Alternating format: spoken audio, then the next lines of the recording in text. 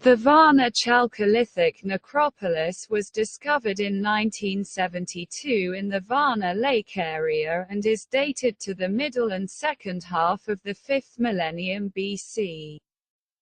It is believed that the findings from the so-called Varna gold represents the oldest technologically processed gold in Europe and the world. Attributed to the so-called Varna culture, 4400–4100 BC. The archaeological site is one of the most remarkable and significant monuments of the prehistory of the Balkans and Europe. The site was discovered by chance when digging a canal in the western industrial zone of the city of Varna.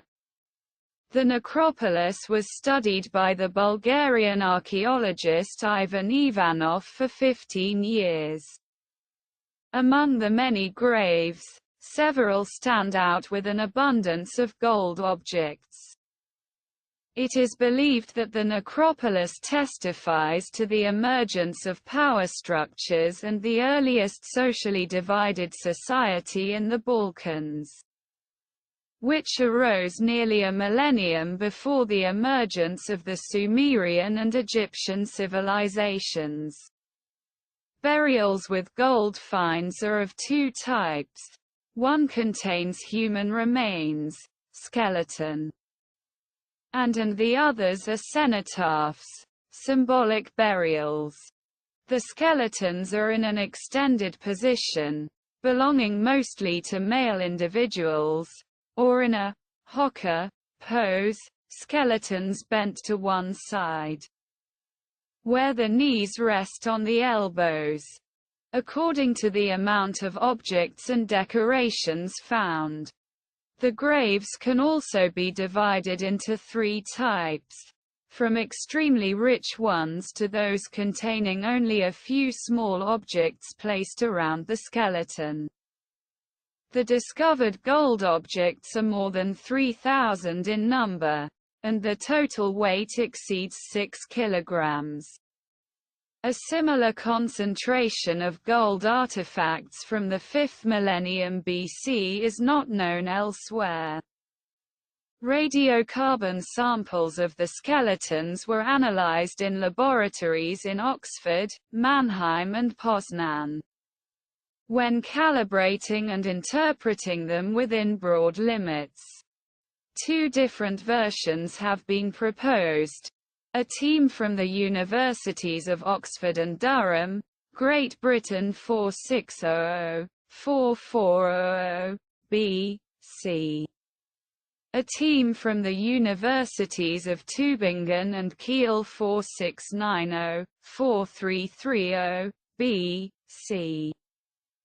Both teams are unanimous in the narrow dating of the necropolis, from 4550 to 4350 BC.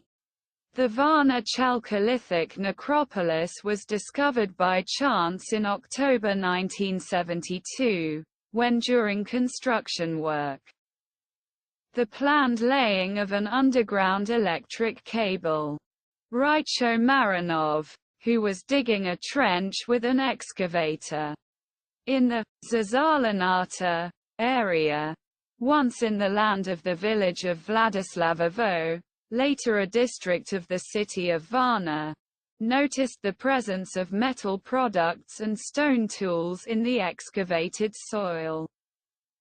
Subsequently, the collected artifacts were taken by him to his native village of Chengay, now Asparuhovo, where at that time archaeological excavations of a Neolithic settlement were taking place.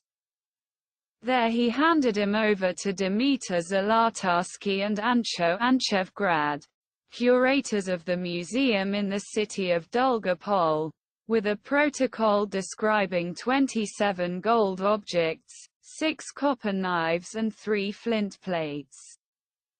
On October 30, the artifacts were handed over to research assistant Mikhail Lazarov and curator Alexander Minchev, who collected the finds for storage in the Varna Archaeological Museum. On November 2, Raicho Marinov showed the place where the objects were found to the museum employees, who organized the clearing of the already dug trench. It has been established that a Chalcolithic necropolis exists on this site. During the excavation work, the excavator destroyed a burial pit. Within a month, the initial archaeological survey was organized. The sieve was excavated with earth, and subsequently it was carefully washed. The finds were collected, and the walls and bottom of the canal were cleaned. Spots from 3 more burial pits were discovered and their study began, along with the expansion of the study area. At the end of December, the excavations were stopped. The area was fenced off to create suitable conditions for long-term fieldwork. The excavations were initially led by Mikhail Lazarov, whose deputy and de facto head was Ivan Ivanov. After winning a contest for a new associate in 1974, Ivanov officially became the head of the site's research. Excavations continued almost without interruption in 1972 to 1978, then in the 1980s with several interruptions. The last excavation season at the site was in 1991, after which the research was suspended due to lack of funds. During this period, 301 graves were investigated. Extremely precise written, graphic and photo documentation for the object was created. The total surveyed area is 6,500 cubic meters. It is estimated that about 30% of the site's territory has yet to be excavated. 1972 to 1975 year by the end of the archaeological season of 1975. An area of 150 square meters had been excavated and a total of 60 graves had been discovered. 5 of them are the so-called cenotaphs, symbolic graves, with the presence of gold rings, a flint gun and ceramic vessels, as well as a copper object. The remaining 55 were revealed with the presence of skeletons in them. They are divided into 2 types: those in which the skeletons are laid on their backs in an extended position and those in which the skeletons are placed in a collapsed position on one side, in a squatting position. The inventory of the burials is diverse. Of scientific interest are 2 anthropomorphic sculptures placed on the chest of one of the skeletons. A vessel was also found which, after clearance, was recognized as a stand for another vessel of unusual shape and function. 1976. In this season, the studied area was 900 cubic meters. 21 new graves were discovered, which are divided into 3 main groups: cenotaphs, hawkers, and with skeletons in the stretched position laid on their backs. The symbolic graves, cenotaphs, are 5 in number, and 3 of them have a poor inventory, and in 2, crushed human bones were found. Only 3 in number with parts of 9 human skeletons were found in the graves with extended skeletons. The hawkers are also no different from those found earlier. Only one of them is different. In it the skeleton is revealed lying to the right with the lower limbs strongly bent. laid almost to the chest. Among the finds representing the inventory of the graves, new objects were discovered. A variety of gold anthropomorphic plates, a copper needle with a double helix. 2 flat bone idols, found lying on the chests of the skeletons in a collapsed position. 1977 year. 50 more burials were discovered during this archaeological season. 3 of the graves are symbolic, 19 skeletons are supine, 11 are in the hawker pose, and 17 graves are badly damaged. For the first time, graves of children under the age of 6 have been discovered, with rich grave goods including gold ornaments. Of scientific interest is the found necklace with a gold anthropomorphic sculpture flanked by alternating red quartz, white mineral beads and gold spirals. A copper head of a spear with a rectangular cross-section of the body was also found. Research in 1977 proved that the necropolis occupied a large area, with 3 unique centers of different types of burials: hawkers, cenotaphs and skeletons in a stretched position. 1980 year. During this archaeological season, the survey was carried out on an area of 350 square meters. 26 new graves were discovered, bringing the number of unearthed burials to 179. 1 cenotaph was found with the presence of ritual bone crushing. 3 graves with skeletons in a stretched position on their backs, with copper, stone, spondylus and ceramic inventory. The hawkers are a total of 9 in number. 1 of the skeletons in the hawker graves was found in a closed position by the eyes. A total of 417 items were found in 1 of the graves. From this archaeological season, Ivan Ivanov assumes the role of head of the survey. 1981 year.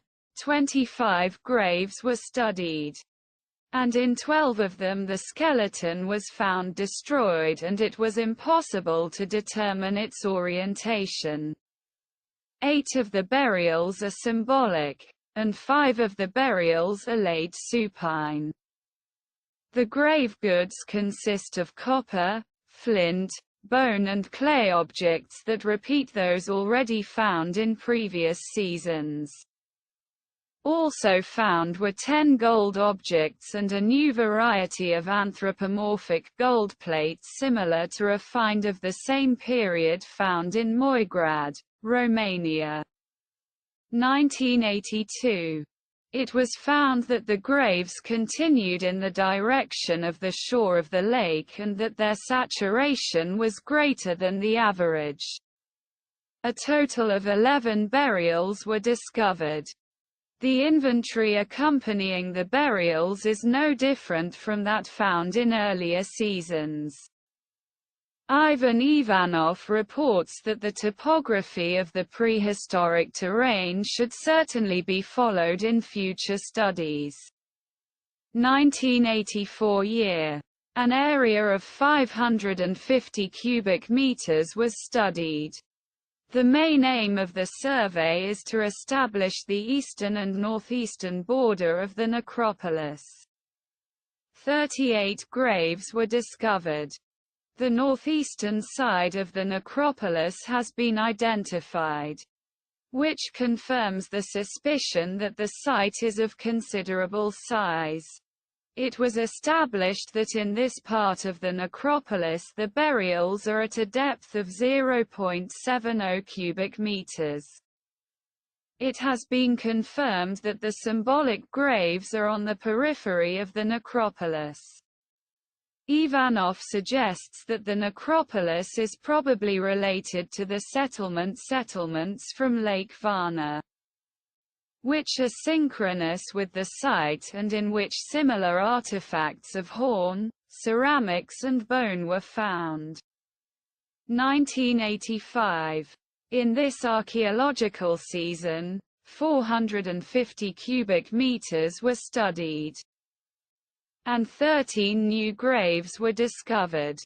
To the east, the necropolis reaches the former terrace of the lake and thus the eastern border of the site is established.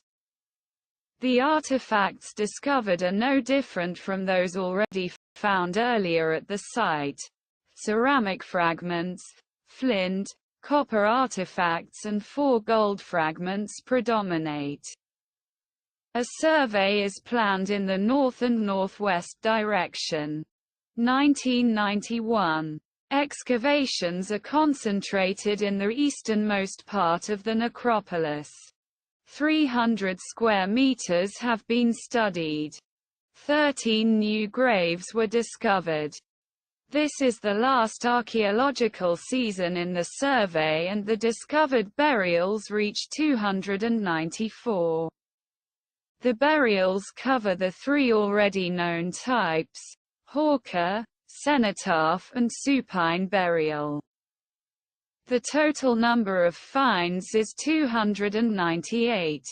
4 gold artifacts were found, among them an anthropomorphic amulet, copper axes and awls, flint and stone tools, malachite beads and fragments of 47 ceramic vessels.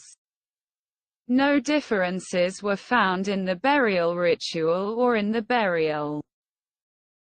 Scientists perceive that the funeral rites in this archaic late Chalcolithic society that created the necropolis reflect the social, not the property, status of the deceased.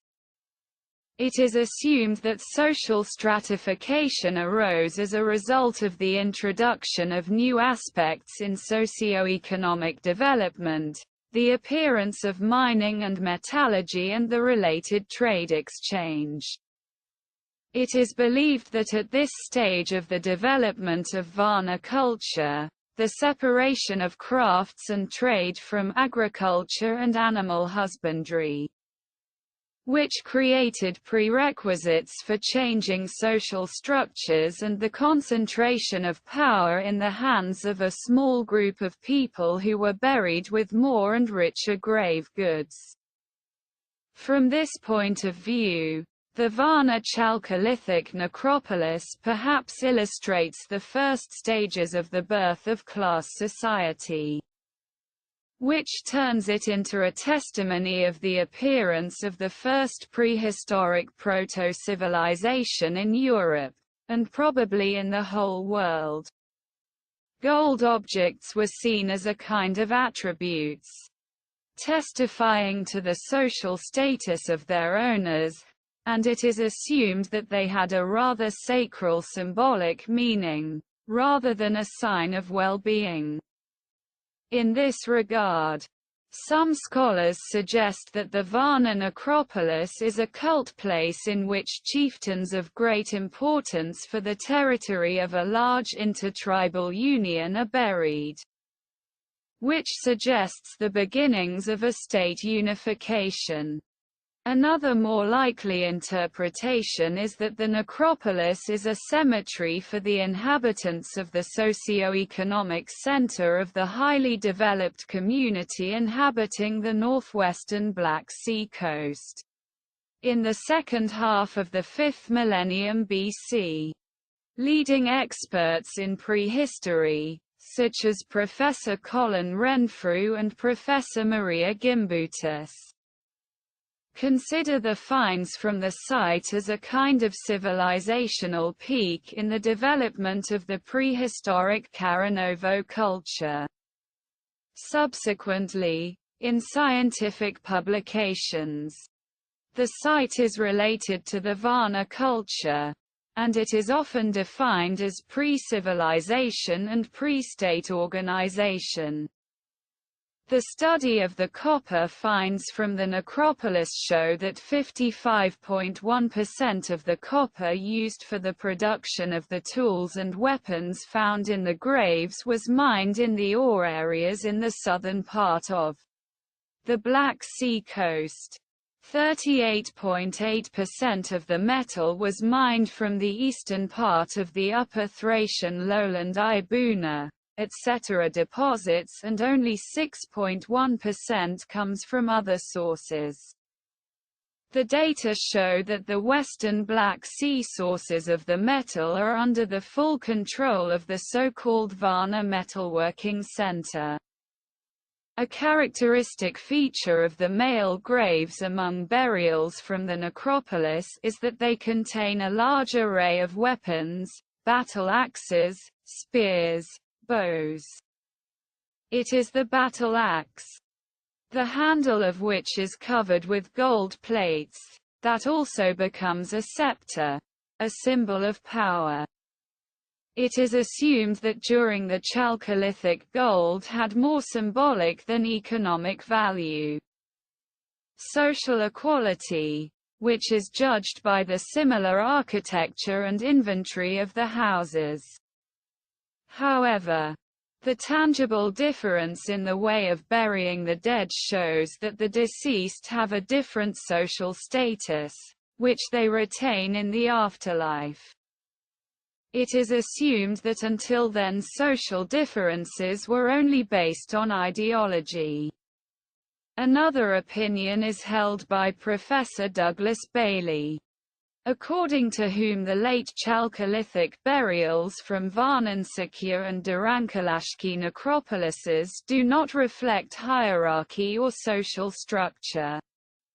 Bailey sees the laying of the bodies of the dead, offerings, and funerary rituals as important elements of props in creating imagined ideologies of power and social hierarchy where none existed or where the actual rules of everyday life were elusive.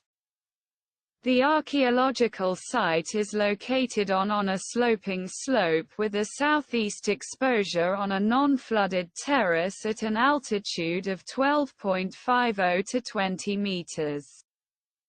The distance from the necropolis to the northern shore of Lake Varna today is about 600 meters.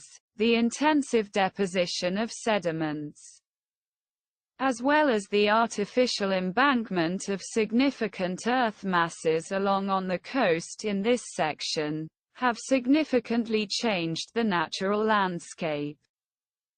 The uppermost layer is humus with a black-gray color. In the intermediate layer, humus-rich soil, clay, sand and small limestone inclusions are mixed. The next layer is a neogene, unusually thin and shallow, due to the close location of the sea basin. Its different layers are due to inundations and retreats of seawater. The graves were discovered at different depths, as their location on the ground and the depth of excavation determines their finding in different geological layers. The slope of the terrace on which the necropolis lies has a slope of about 12 degrees from northwest to southeast. The graves in the entire southeast half reach and disturb the layer sand, with the easternmost of them excavated from the lowest part of the terrain and the southeastern half also crossing the sand and being excavated in the gravel layer. The graves in the northwest half are dug into the clay layer and do not reach the sand layer. The continuous agricultural work on the terrain and the clearing carried out in the 1950s and 1960s make it difficult to reconstruct the prehistoric relief. In the 5th millennium BC, the level of the Black Sea was significantly lower and, accordingly, the configuration of today's Lake Varna is completely different from the prehistoric one. The state in which most graves were found varies from undisturbed, partially disturbed to completely destroyed. For the most part, interventions of a different nature were found, as a result of which the skeleton and/or the inventory were destroyed to one degree or another, and most of them were duly documented in the field documentation. Initially, it was estimated that about 6% of the early burials are disturbed by later Chalcolithic graves, probably due to their lack of permanent and clearly distinguishable surface markers.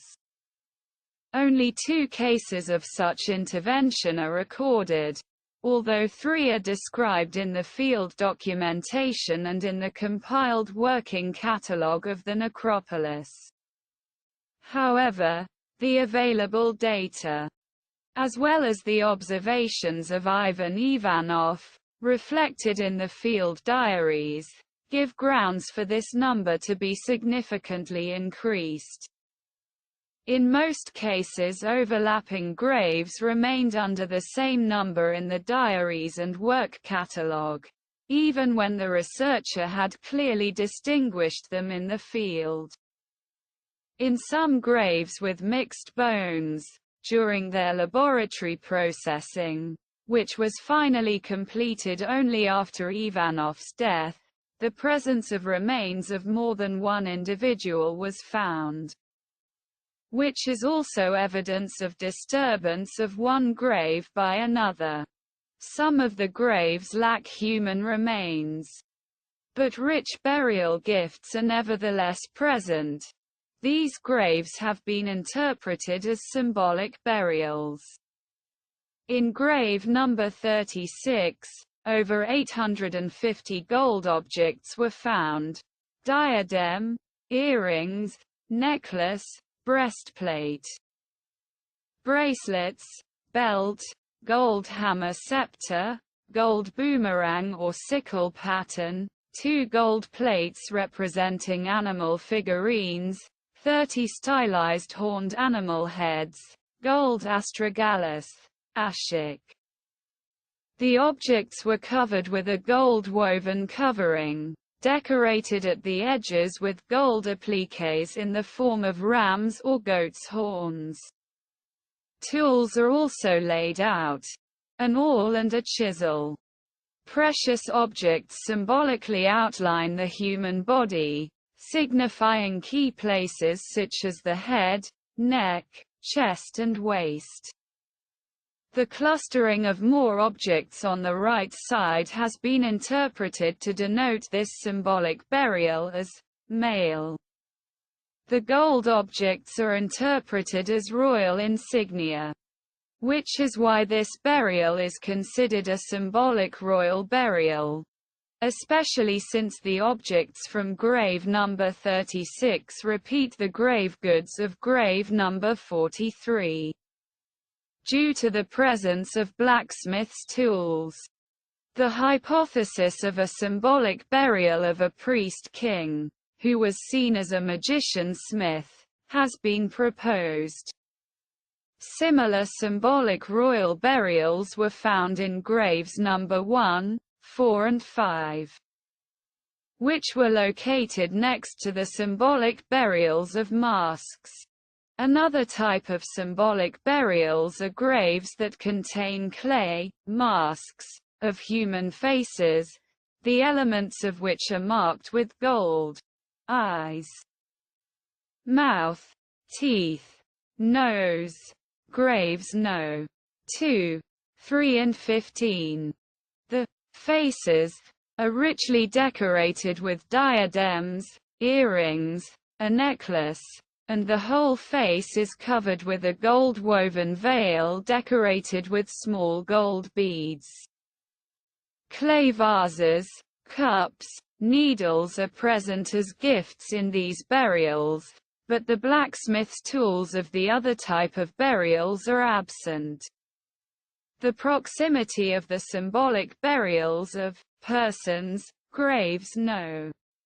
2, 3 and 15, to the symbolic royal burials, graves 1, 4 and 5, has been interpreted by some Bulgarian scholars as their participation in some common ritual and common religious belief, which significantly was later discussed in the scientific literature as hierogamy, a ritual enactment of a sacred marriage between the king and the mother goddess, or an actualization of a myth about the marriage between the first man and the first woman. It has also been suggested that these 6 symbolic graves are a kind of core of the Chalcolithic necropolis, and were probably laid at the beginning of its existence. This assumption is within the framework of a rather broad scientific interpretation, which has not been confirmed in any way. Among the graves in which skeletons were found stretched out on their backs, grave number 43 stands out. In it, the richness of the grave goods is exceptional. There is a stone and axe, interpreted as a scepter.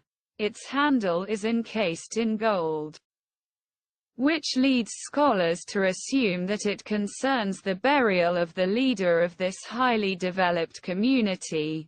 Also, it is assumed that in addition to political, this leader also possessed religious power. Golden objects weighing more than 1.5 kilograms were placed with his body. The skeleton was revealed stretched out on its back, with the upper limbs bent at the elbow joints, with the bones of the wrists cleared in the area of the humerus. The 2 lower limbs are crossed at the ankles. The orientation of the burials is 24, measured along the spine line. According to the anthropological study, the skeleton belonged to a man, aged about 40 to 45 years. The burial pit is rectangular, with rounded corners, shaped a little wider in the northern part. The dimensions 2.70 by 1.05 meters, and the maximum depth 2.20 meters from the level of the modern terrain.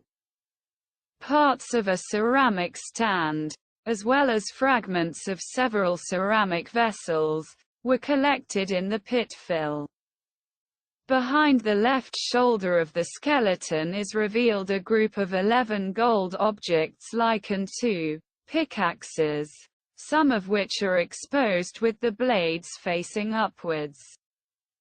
At the left shoulder are placed 1 copper and 1 flint spearhead pointing north. On the lower end of the copper spear, below the left humerus, a ceramic pan was found with 7 carnelian beads placed on it. 11 gold rings are revealed laid around the head, and below and around it are found large gold appliques with the polished part down.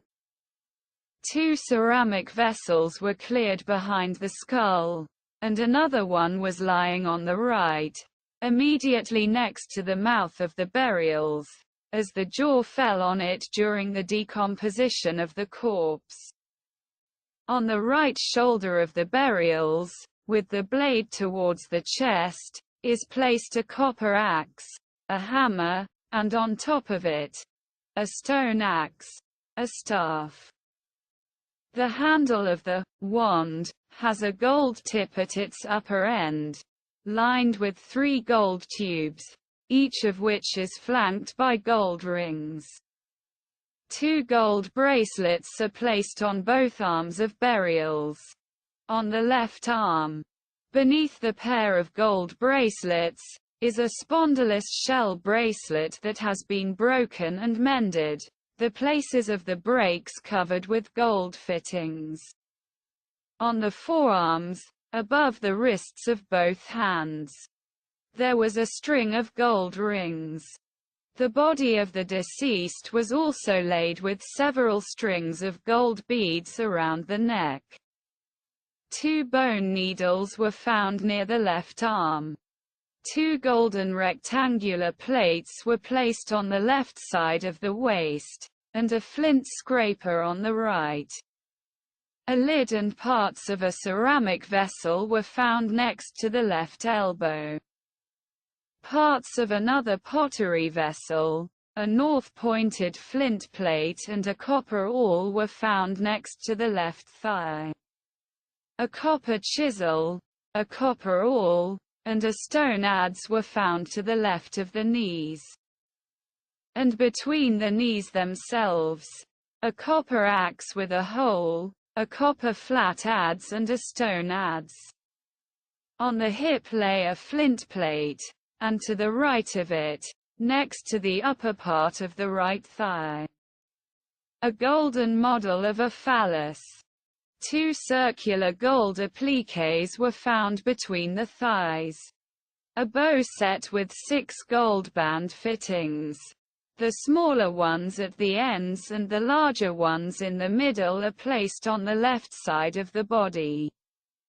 In the area of its middle and lower part, traces of organic matter were found, on and in which a large round applique and successively alternating gold and carnelian biconical beads. Almost all over the body, but mostly in the chest area. Round gold convex appliques are found, some of which are grouped in the area of the feet. Some of the appliques were found with their convex side down. In separate sections between them lay biconical gold and carnelian beads. When lifting the skeleton between the bones, a flint trapezium, a microlith, was discovered between them. When washing the excavated soil, 26 beads of serpentinite and 19 of the shells of the mollusks Spondylus and Dentalium were found.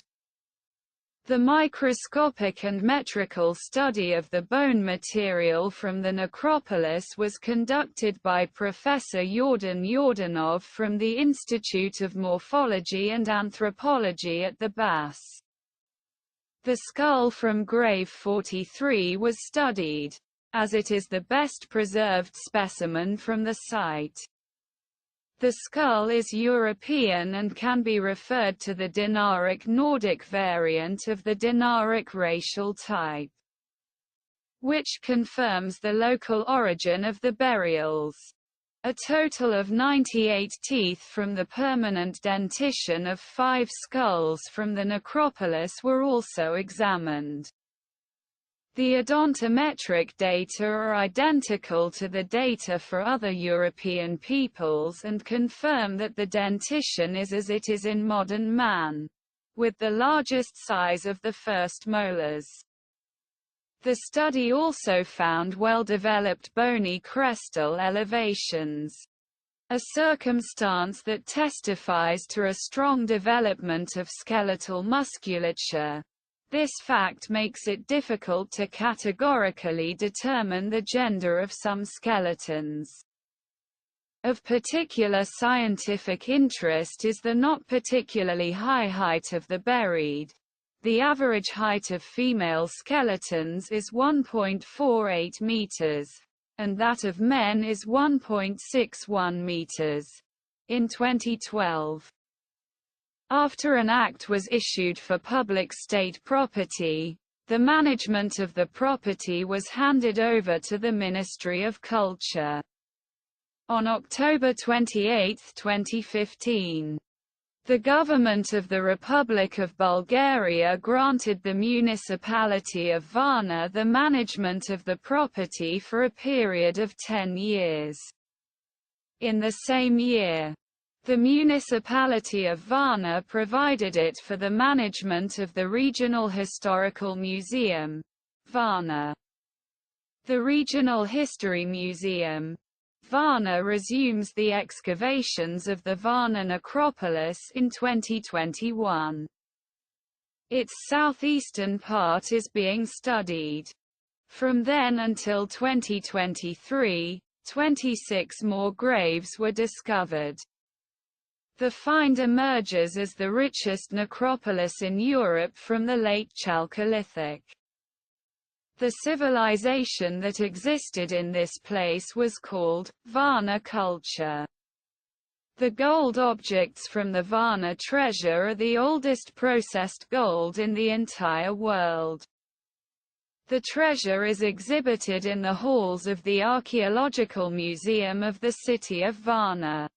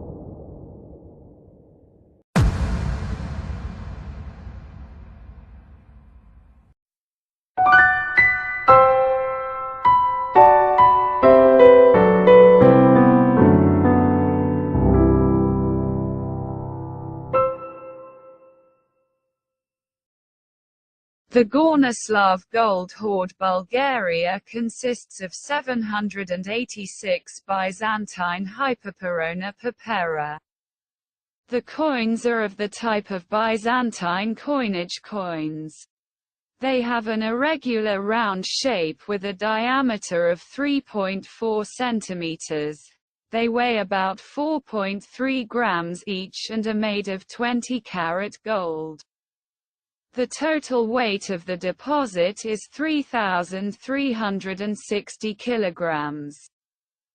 The treasure is exhibited in one of the halls of the Plovdiv Archaeological Museum and is registered with inventory number 2240 from June 1961. On May 10, 1961, farmers from the village of Gornoslav Plovdiv region plowed fields in the Palahor area.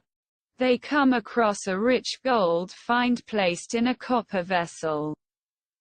The vessel was probably raised during the first tractor plowing and remained unnoticed among the destroyed foundations of some small buildings. There are two chapels built in the immediate vicinity of the levels, St. Vlas and St. Todor. Many ceramic fragments and other objects related to the life of this abandoned old settlement have been found in the area. The most direct Roman road through the Rhodops passes from here, connecting via Militaris with Via Egnatia, part of which is the road through Arpa Kedik, Orazar Pass, and the fortress, Coleto, which guarded this pass. Almost all coins are preserved in very good condition. The images are clear and the inscriptions are legible. Their good preservation suggests that they were not in circulation, but were collected as a treasure during the reign of 5 Byzantine emperors of the Komnenian and Angelic dynasties. The coins were minted by the following emperors: Alexius I Comnenus, 1081–1118, John II Comnenus, 1118–1143, Manuel I Comnenus, 1143–1181, Andronicus I Comnenus, 1182–1185, Isaac II Angelus, 1185–1195. The coins were minted by the Thessaloniki Mint. There are also several interesting specimens from the deposit, which are of an interesting type and were later minted by a mint that operated in Plovdiv. A significant number of Gornoslav coins have graffiti scratched with a thin blade, both on the obverse and reverse sides of the coins. Many signs and letters of the Greek alphabet, Roman numerals from 1 to 20, as well as whole names were marked on these graffiti. The hyperperons minted by the different mints were of different content and purity of gold, from 8 to 21 carats. When the hyperperon is 20 to 21 carats, the ratio, trade rate, to other coins is 1 purperon 3 electrons, 48 silver billions, or 288 copper coins. The weight of a gold pepper is equal to 1/2 of 72 parts of a libra, 327.45 grams. Then 1 gold pepper is equal to 4.54 grams, and it is from 3 to 5 grams. The weight of the coins from Gornoslav is measured in scripulum, which is equal to 1 whole and 13 grams, and siliquare, which is a lav of 1 she of scripuli or about 0.19 grams. This led the silversmiths and bankers of the time to check each new coin or coin issue and record the data with a thin blade in the field of the coin. The graffiti on the gold coins speaks of banking and the money market in Byzantium in the end of the 11th and the whole of the 12th century. They point to the existence of a significant number of serif workshops, of Demetrius, Porphyry and Ionas, and banks, whose owners themselves checked the weight and gold content of each coin. At the same time, not trusting the official imperial mints, they put their own marks on the value, weight and carats of each coin or coin issue. And the commercial rate of bullion and copper coins was also noted. Thanks to the graffiti, the moments of devaluation of the various coins in Bulgaria and Byzantium could also be established. The coins were placed in a copper vessel and buried in the ground. The vessel has the following dimensions: height 25.5 centimeters, bottom diameter 12.5 centimeters and mouth diameter 4.5 centimeters. Its shape is cylindrical with a round bottom and a narrow mouth, but without a handle. It is made of 3 sheets of copper, one for the bottom, another for the cylinder, and a third for the mouth. Its mouth at the top is deliberately folded and flattened to enclose the treasure like a coffer. Undoubtedly, this great wealth belonged to a wealthy feudal lord from the time of Byzantine rule in Thrace. It covers coins minted over a period of 100 years, the last of which is from the time of Isaac the Second Angel. The numerous coin finds in the Asanovgrad region prove the great capabilities of a rich feudal class.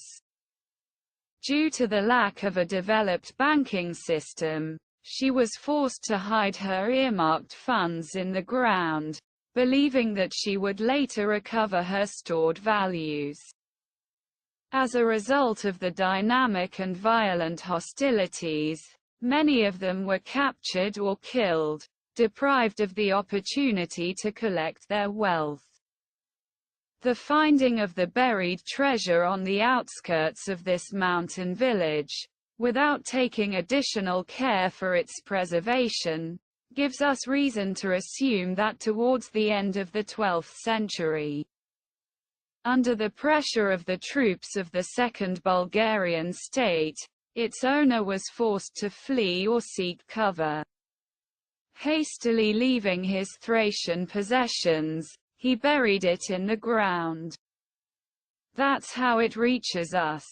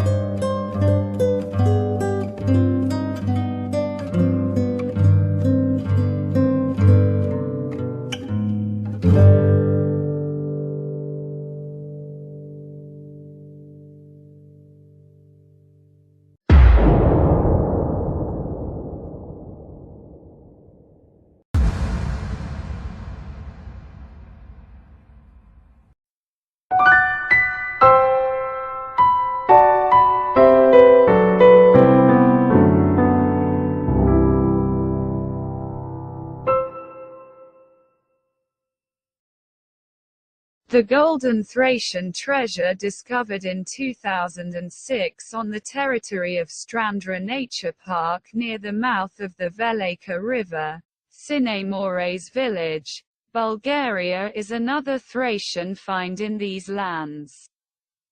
The treasure consists of a gold necklace with a bull's head, badly damaged by a Thracian noblewoman burned at the stake.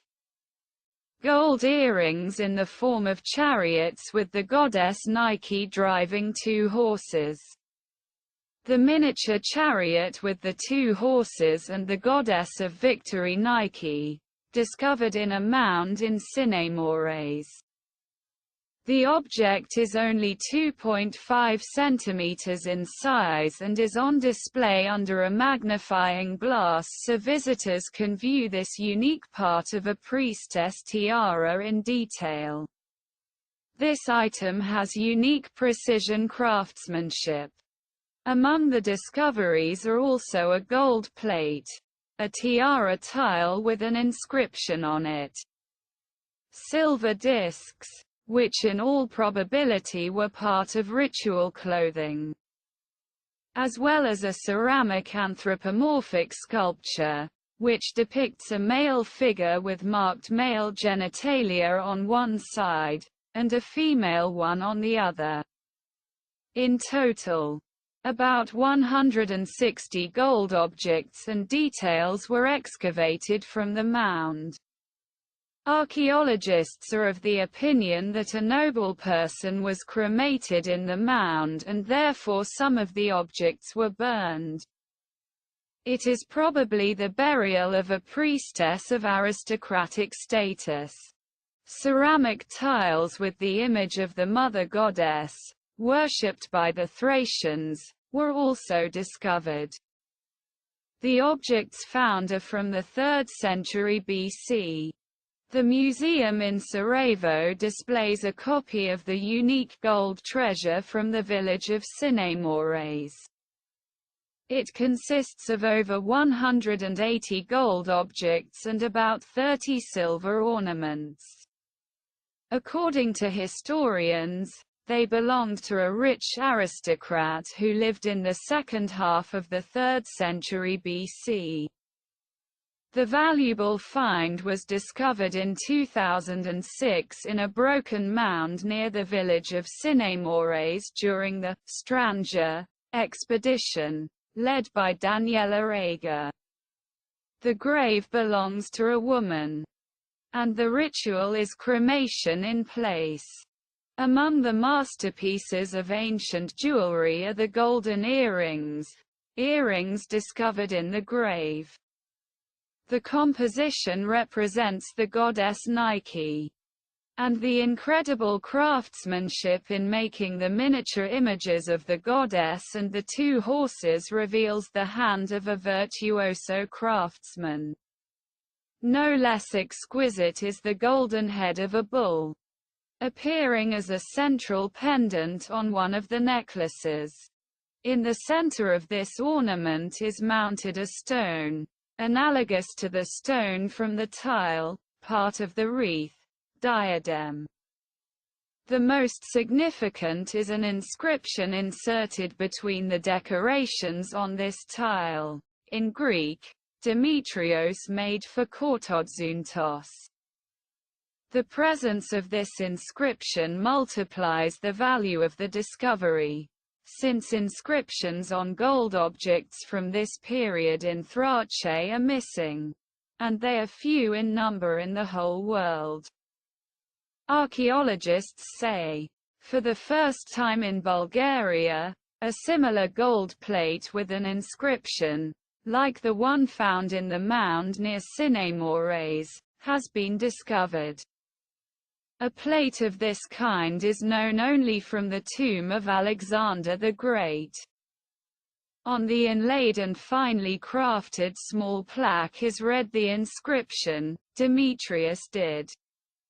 A phrase that will excite the imaginations of historians and archaeologists for years to come. The plate is a piece of jewelry of a Thracian woman, most likely performing priestly functions, which was ritually burned. This was shared by the author of the discovery in Sinemorets, Daniela Eger from the Archaeological Institute and Museum at the Bulgarian Academy of Sciences. The burial is dated to the middle end of the 3rd century BC. Another element of the gold ornaments is a bull's head, closing a necklace, with incredible fineness of workmanship, inlaid with a precious stone.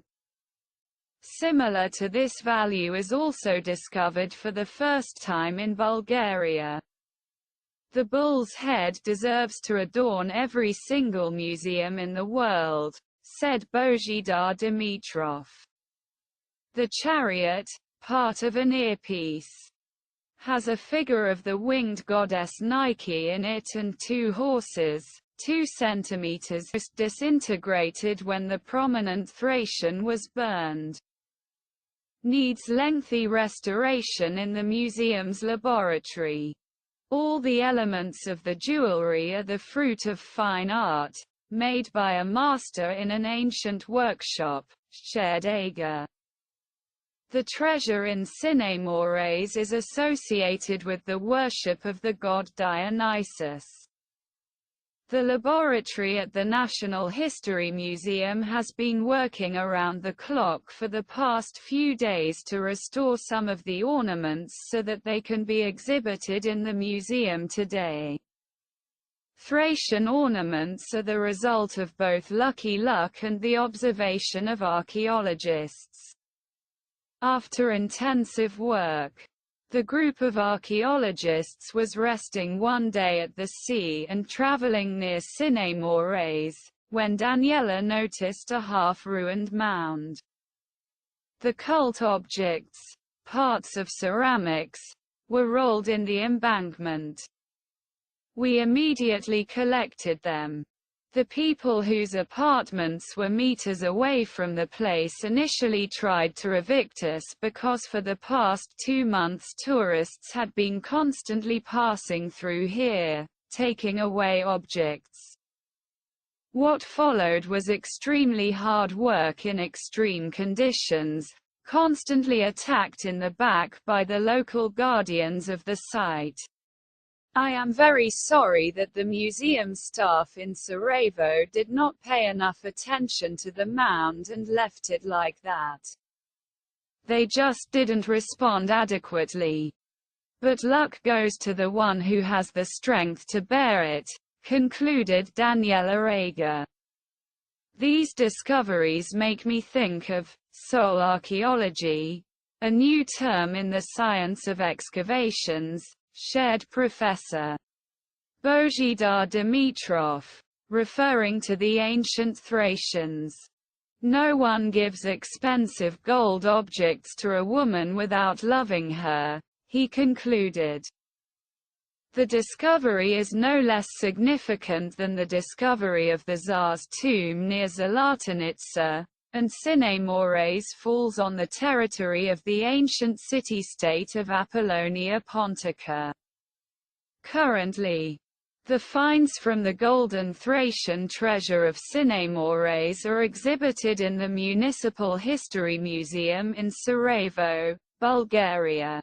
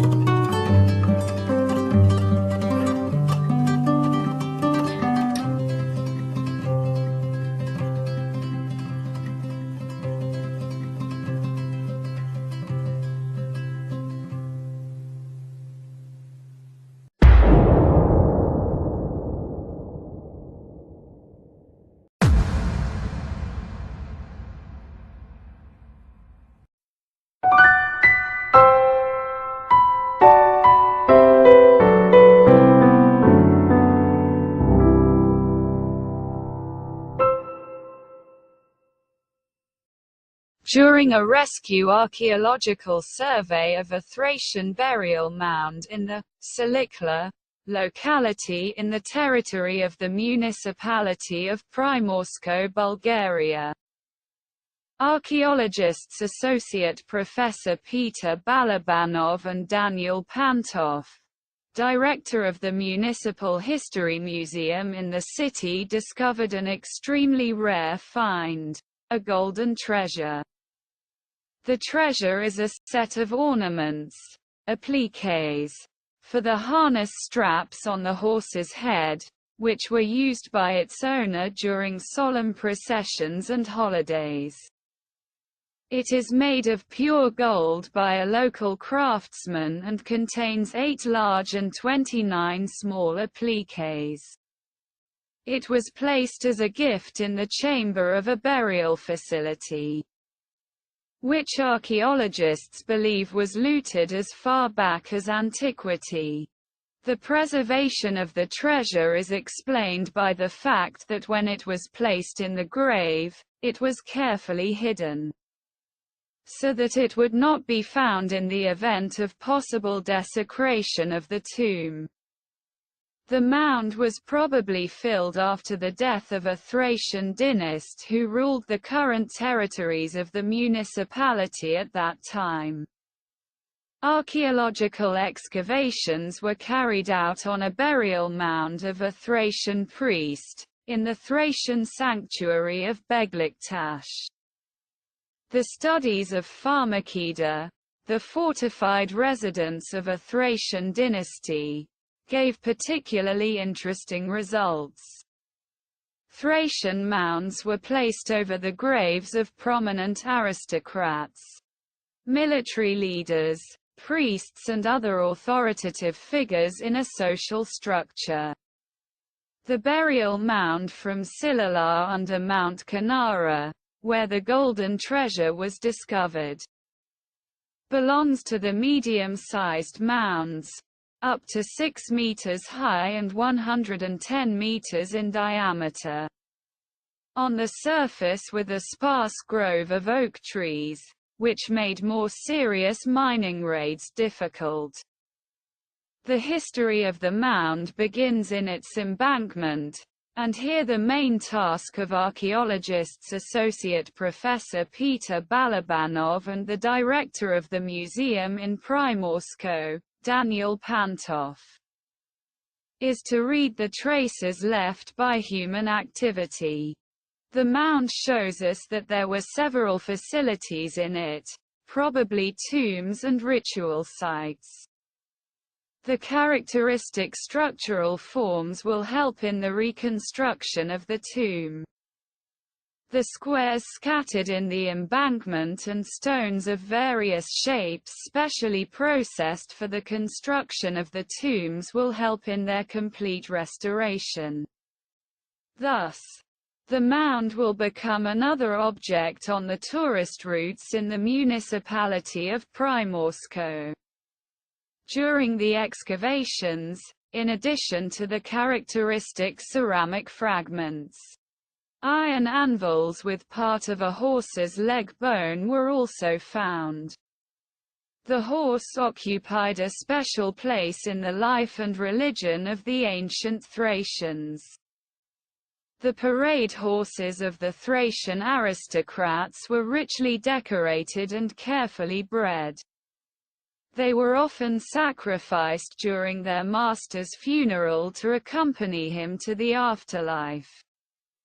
Along with the gold appliques, a clay lamp was also found at the base of the tomb. These types of objects are well studied and dated. The discovered model was produced between the last years of the 4th and the first 2 decades of the 3rd century BC. By the model of the lamp, the date when it was made can be determined quite precisely.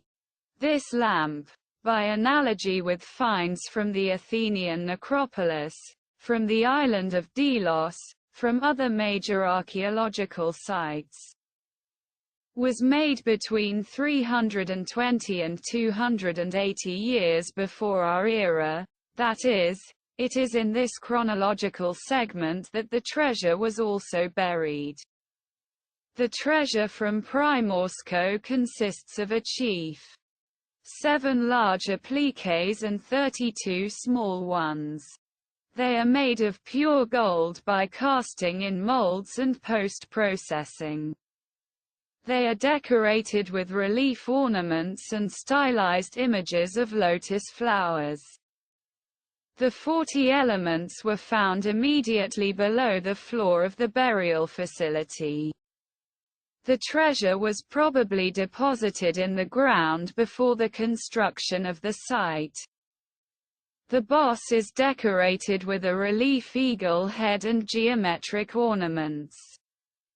In addition to it, the set contains a round-shaped nanopot, decorated with ornaments of stylized plant motifs.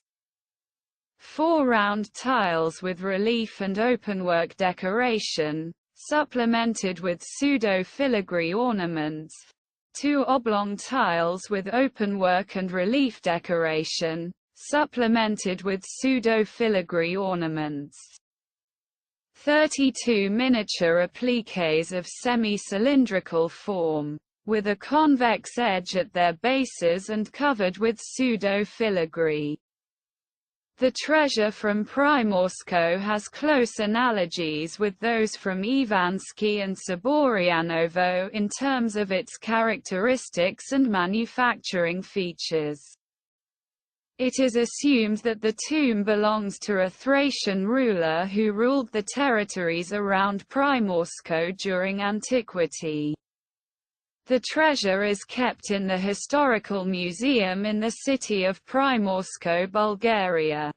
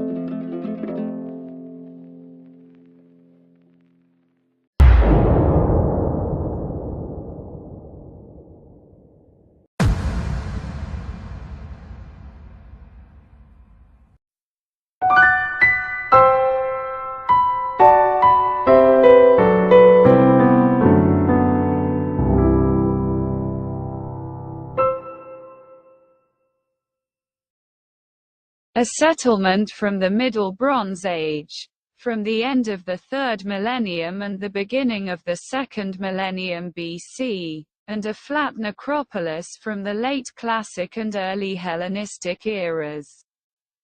from the second half of the 4th and the beginning of the 3rd century BC, were discovered near the Lovesh village of Vladinya during archaeological excavations. They are part of the rescue studies carried out in 2019 and 2020 near the village of Vladinya and the city of Letnica.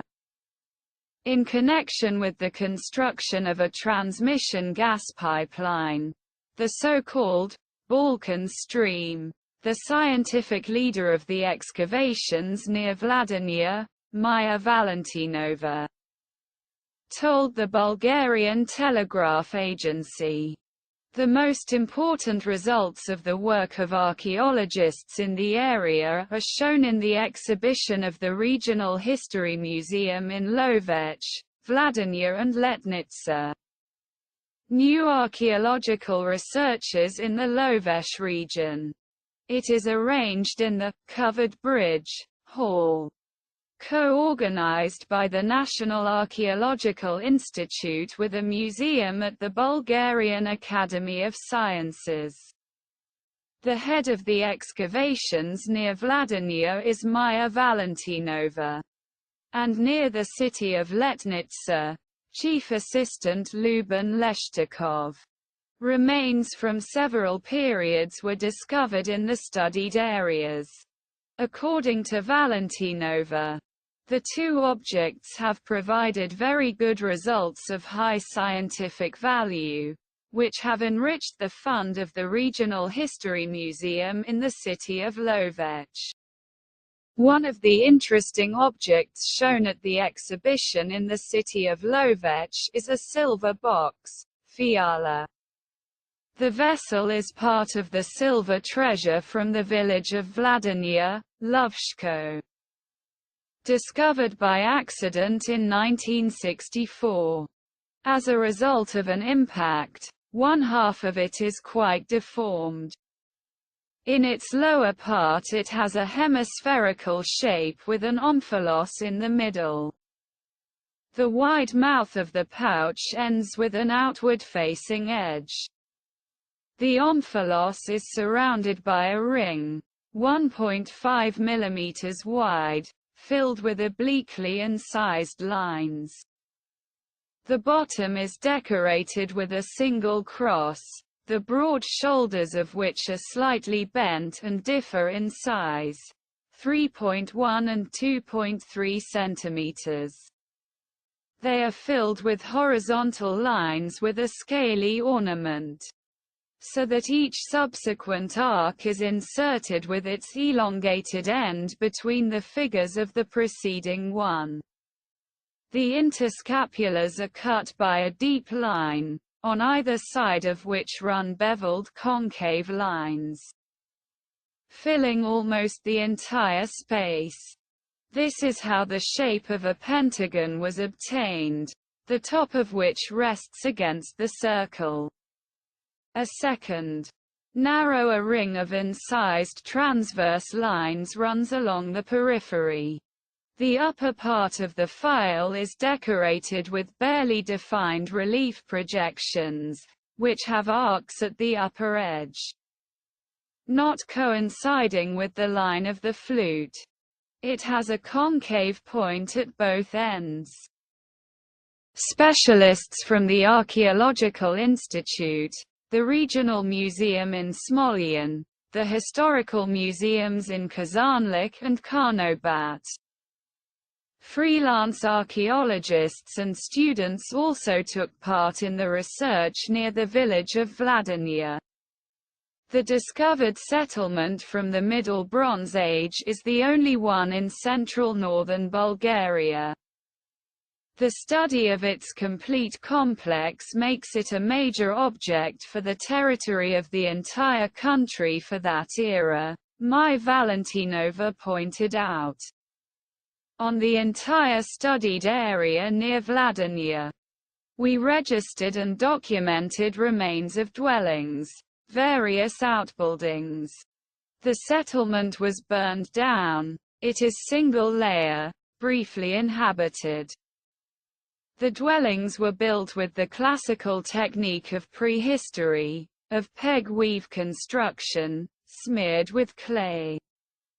The remains were not very massive, and according to the thickness of the plasters we found, it is assumed that the walls were no more than 10 to 12 centimeters thick, the archaeologist said.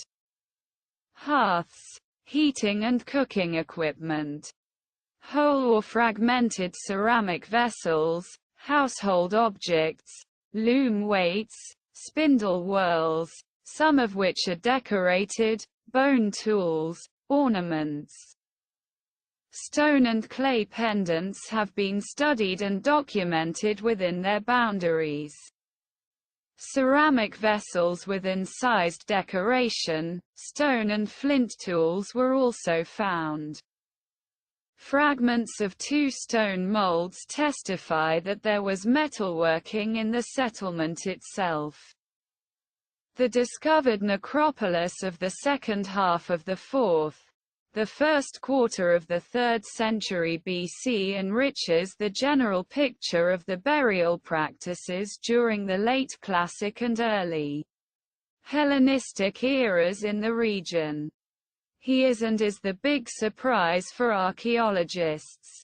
If the settlement was marked during the field searches on the surface by single ceramic fragments, pieces of plaster, then the discovery of the first graves was a big surprise for us, since flat necropolises are a matter of chance. If the mounds are clearly visible on the ground and are often associated with funerary practices, the flat necropolises are a chance to get an idea of the more ordinary population buried in them. Valentinova pointed out, archaeologists have studied 18 graves from this period, of which 16 were cremated and 2 were cremated.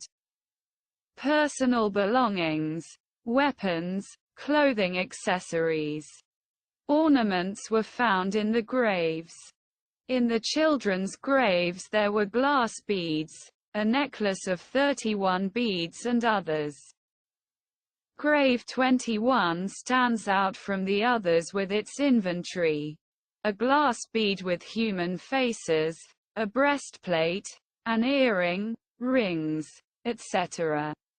This grave is of a young man, aged 20 to 24, who was of higher social and economic status. The exhibition also presents some of the finds found near Letnica. Specialists from the Archaeological Institute, the regional museums in Shumen, Burgas and Pazardzhik, the Maritsa East Archaeological Museum participated.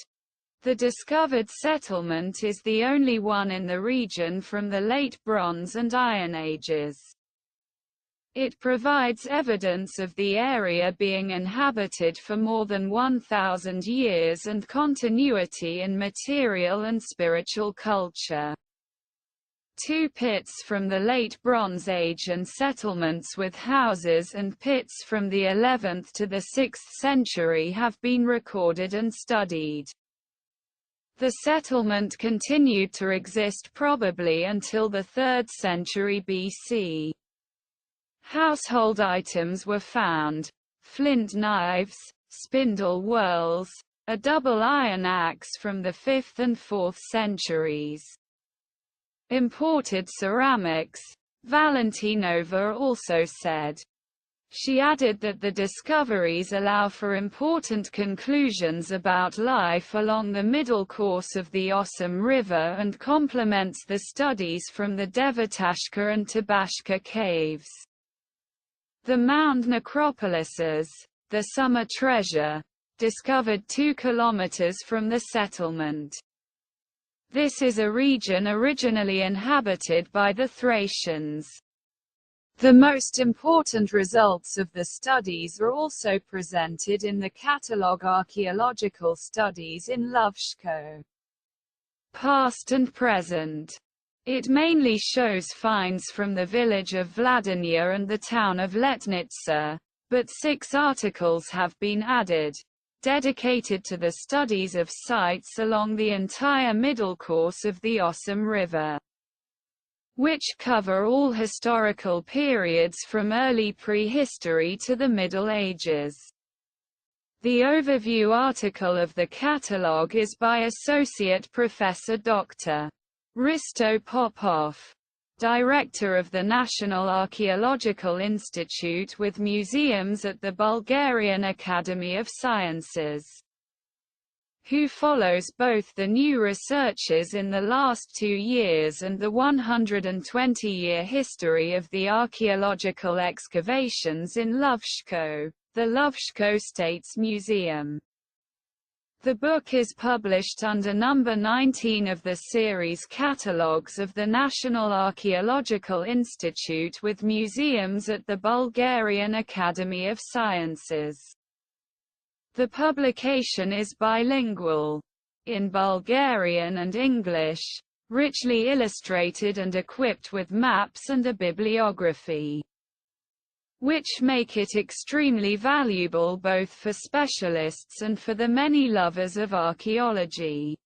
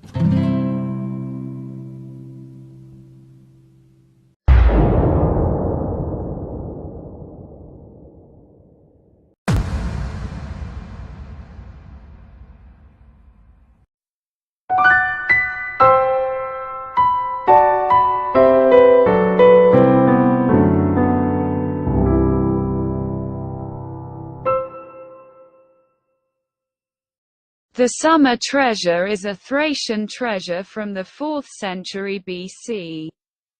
Discovered by chance in 1963 in a bronze vessel in an agricultural yard of the village of Letnica, Lovshka region in Bulgaria near the village of Krushuna and the village of Alexandrovo.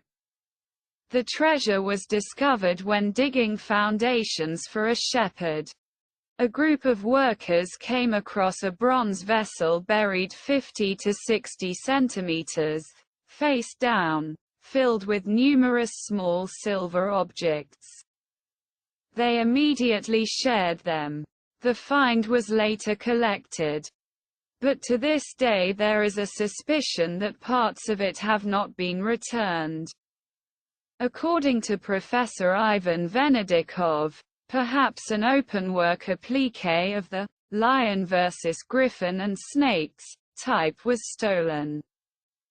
In this scene can be recognized the prototype of the later Mithraic deity Ion, still dismembered, whose homeland may be the Balkan Peninsula. Since, according to ancient ideas, this deity is the sole creator of the universe, it cannot be duplicated in any decoration or scheme. A special indicator in this regard are 2 other similar applications from Lukovyt and Dolna Koznitsa, which were also found as single ones in the complexes to which they belong. It is obviously a cultural religious specificity that excludes multiplicity. The treasure from Letnica is dated to the 3rd quarter of the 4th century BC. Only the Romanian researcher Sârbu suggests a higher upper limit that goes beyond the Celtic invasion, 350–250 BC. The hoard consists of appliques for horse ammunition made of silver with gilding. Some of these appliques apparently decorated horse harness. The horse, a solar symbol according to Thracian belief, was revered by them. The summer treasure is a valuable source of information about Thracian religion and art. It consists of appliques and other silver and gilt ornaments for horse harness. The openwork appliques are known from other finds. What is unusual and unique about the find from Letnica are the applications in the form of rectangular solid plates with relief images from Thracian and ancient Greek mythology. 8 of them represent the Thracian horseman Heros. Other appliques depict a scene in which a predator attacks a herbivore. On a third, 2 predatory animals fight each other. The horse head is a complex combination of the images of a seated lion, a bull's head and plant ornaments. Specialists determine the age of the treasure from Letnica to be about 2,400 years old. It ranks among the most valuable Thracian relics found in our lands. It is one of the richest sources for Thracian mythology. The discovery of the treasure happens quite by accident. The treasure was found in a bronze cauldron, turned upside down. This leads to the suggestion that it may have been buried as a sacrifice. The scenes depicted on the 15 appliques from Letnica carry a social and religious meaning, mainly to suggest the idea of the divine origin of royal power. Their exceptional value lies in the fact that they represent a complete pictorial account of the path that, according to Thracian orphism, the young Thracian aristocrat had to go through in order to reach perfection and be initiated into royal power. This path of maturation, of initiation, lasted a certain period of time, during which the noble youth passed 14 ritual steps, tests, initiations and mysterious rituals. Thus he gradually mastered the sacred knowledge and attained immortality. Not by chance. In a famous encyclopedia of the Indo-European world, it is the scene from the Letnica tiles that is put on the cover. Because it is believed to be the most eloquent scene in art about the beliefs of the Indo-Europeans.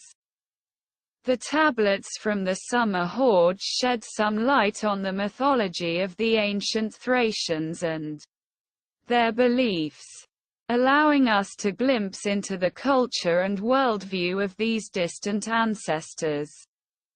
The most common image on the plates from Letnica is the image of the Thracian horseman. Here is what Professor Diana Gergova says on this occasion. The Thracians believe in the immortality of the soul, in the immortality of man and the ruler.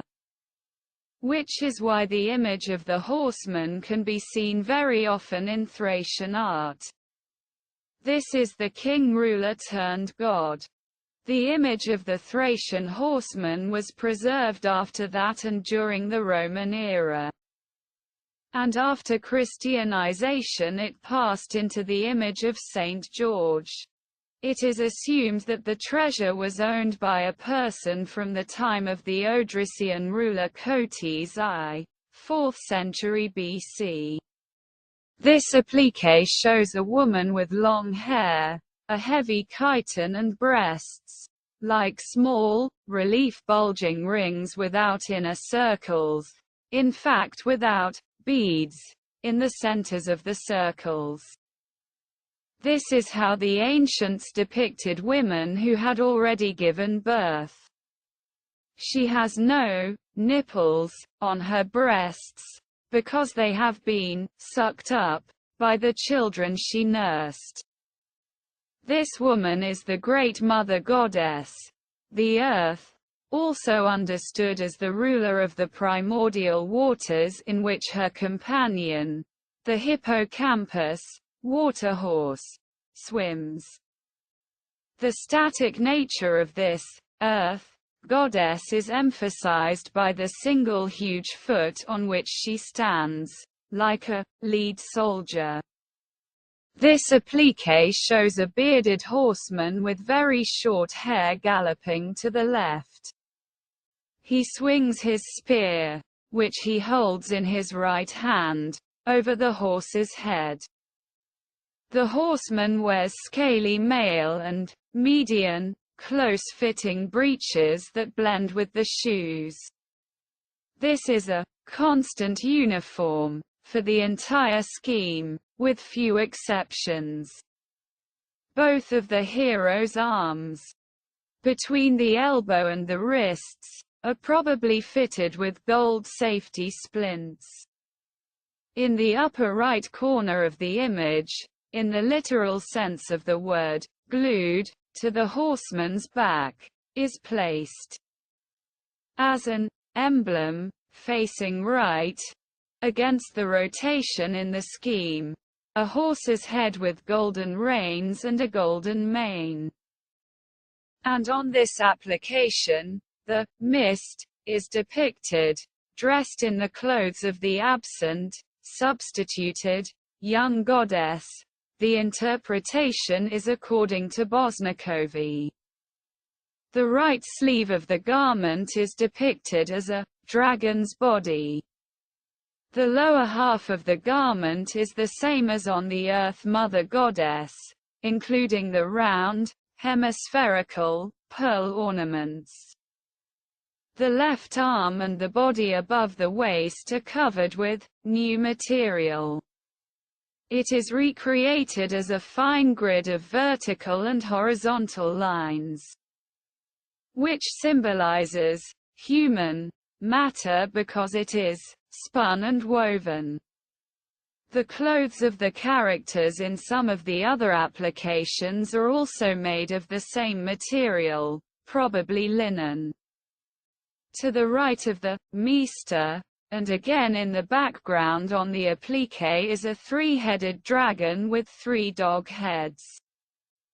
The body of this dragon has the same structure as the hippopotamus from the previous application. As Bosnakovi's analysis shows, it is about three snakes united in one body, which are identified as follows. The left snake is the hero, Mist, the child, the middle snake is the father, and the right one is the mother. This snake has a special marked eye, which distinguishes her as a female creature, according to Bosnakovi's analysis. The Summer Treasure is one of the most significant monuments of Thracian art and is important for studying the history of ancient Thrace. There are many Thracian mounds in the area that have not yet been explored. The treasure from the village of Letnica is exhibited in the galleries of the National Archaeological Museum in Sofia.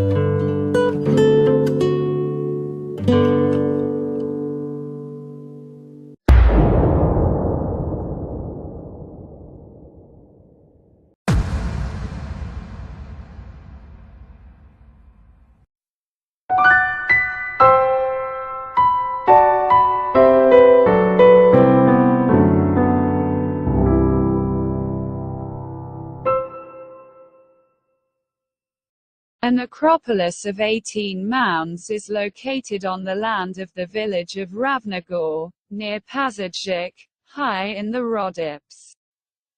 One of the ancient Turkish burial mounds found in one of the mounds is the one from the village of Pavnogor. And the preservation of the Kaptafane levels during the year 1986. The entire fall of the Great Turkish Dungeon, which is the reason for the beginning of the archaeological studies under the guidance of Professor Geoffrey Katov in the year 1987. A large number of prisons, dating from the 4th, 1st century BC, have been found in front of the Regional Historical Museum of the city of Zapci, Bochichi. Because it is the largest in the city, over 1,300 meters above the sea level, and the largest sea puglia mepi in the region. Hewn out of slab stones without welding. Mausoleums, or sanctuaries, were used for a very long time before they were buried. Stolen even in ancient times, axiological research continues. And the most common place in the whole of Pavnogo was located in the gap between the glass and the embankment of the road.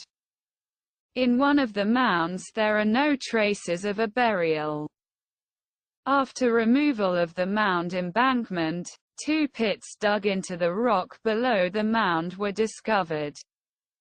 In the first a fire apparently burned, which almost completely destroyed a set of horse harness, bridle, silver and bronze plates for decoration. In the other pit, a well-preserved second set was found, consisting of a bridle, silver beads, a boss and 7 circular applications of silver with gilding. The items were most likely made at the end of the 3rd, the beginning of the 2nd century BC. In terms of shape and decoration, the chieftain is unique because until then no other similar one had been found on the Bulgarian lands. Round appliques are placed on both sides of the horse's head. The goddesses depicted on them face in different directions, depending on which side of the horse's head they are placed on. Its only counterpart in ancient Thrace is found among the items from the lost Varna treasure. The 2 sets of harness fittings are the remains of ritual gifts and were probably used as sacred attributes during a religious ceremony. According to some researchers, it is connected with the cult of the dead. The traces of fire in one pit and the absence of fire in the other have led other scholars to associate the gifts and ritual with solar, sun deities, and chthonic, underworld deities, cults in ancient Thrace. Apparently, their role in the ritual was so significant that a separate burial mound was erected over the sacrificial pits. The images on the appliques are distinguished by their realism and spirituality and have a high artistic value. 6 of them represent 3 pairs used for bridles on both sides of the horse's head, forming unequal busts of the ancient Greek goddesses Athena, Artemis and Nike. The goddess Athena is depicted with a helmet, shield and spear. The 7th applique, placed on the horse's chest, depicts a winged Thracian deity wrapped in animal skin, with ivy branches on his chest and a wreath on his head. The depicted deity is probably a syncretic image. It combines attributes of Apollo, Nike, Dionysus and shows a Thracian tradition. In the year 1902, a golden wreath, a golden phial, a golden chariot with 4 horses.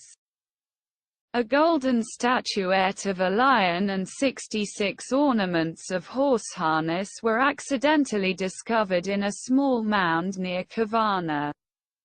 Unfortunately, of the objects with a total weight of nearly 1 kilogram, only a photo and description of Karol Szkorpel remained. But also from the photograph it is clear that these are magnificent works of Thracian jewelry from the 4th, 3rd century BC. The treasure of Kavarna is completely lost to explorers. It was bought by the then Russian consul in Varna. The wreath was torn into pieces and each member of the family took a piece, as a keepsake. The consul sold the rest of the items abroad and to this day their traces are lost. The Ravnigas treasure allows us to see the objects and iconographic sources for the late Hellenistic Taurutics in the ancient Thracian lands. It is no coincidence that it will go to the Louvre, where an exhibition of the most interesting artifacts from all Bulgarian museums is about to be held. The treasure from Ravnogor was presented at exhibitions in Switzerland, Belgium, Germany, France, Spain, USA and Japan. The treasure is kept in the Regional Historical Museum, Pazardzhik, Bulgaria.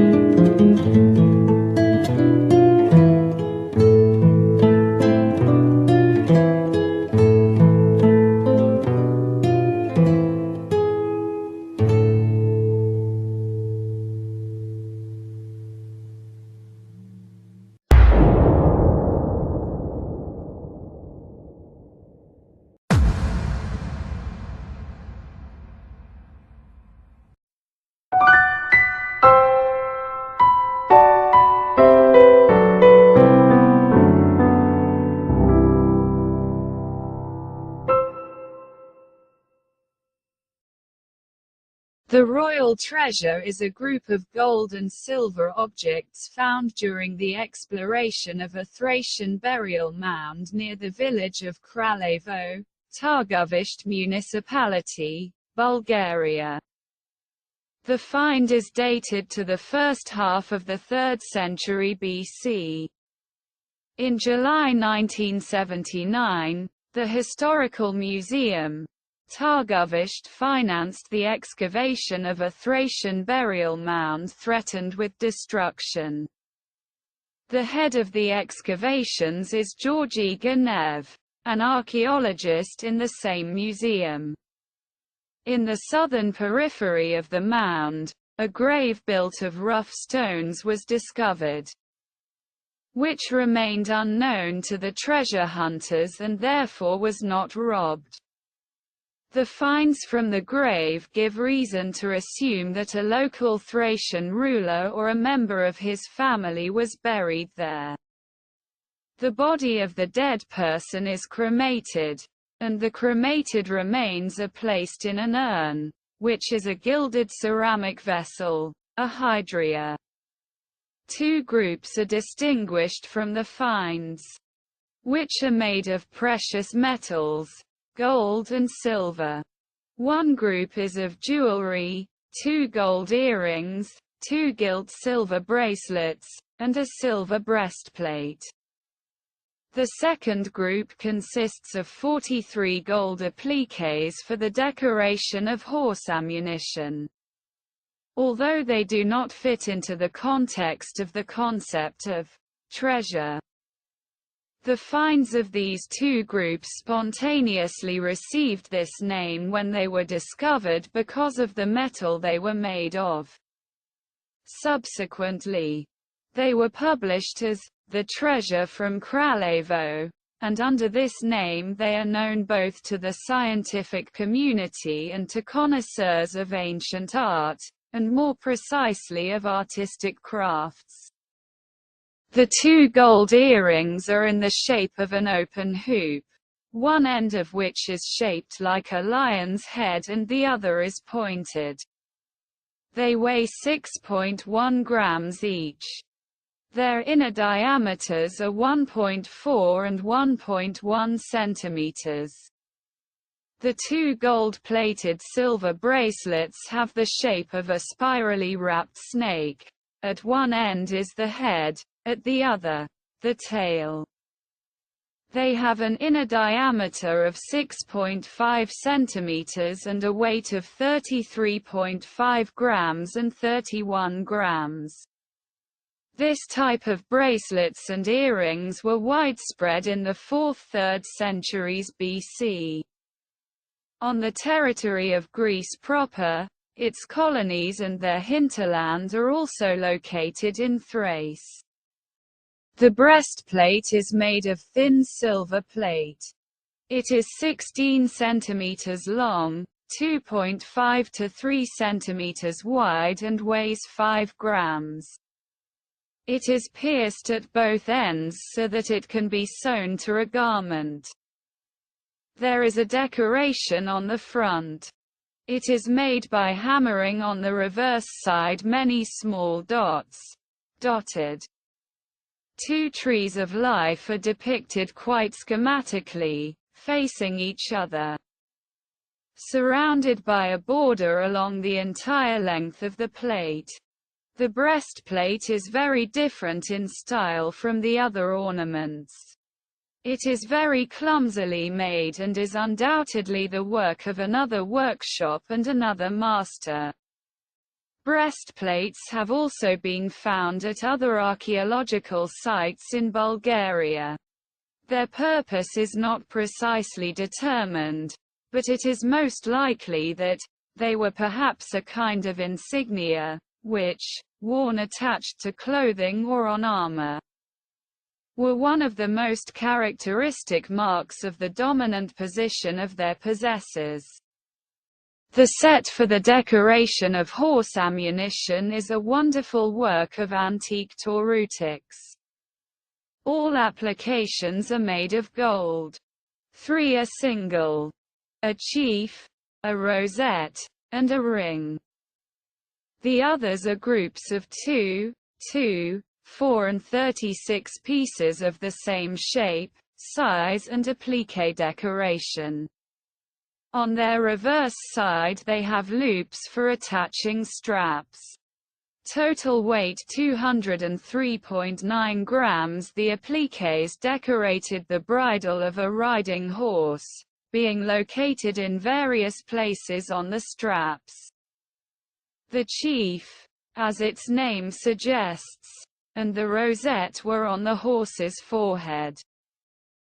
The chief is a flat figure of 8 plate 4.4 cm long, on which a voluminous eagle's head is vertically attached.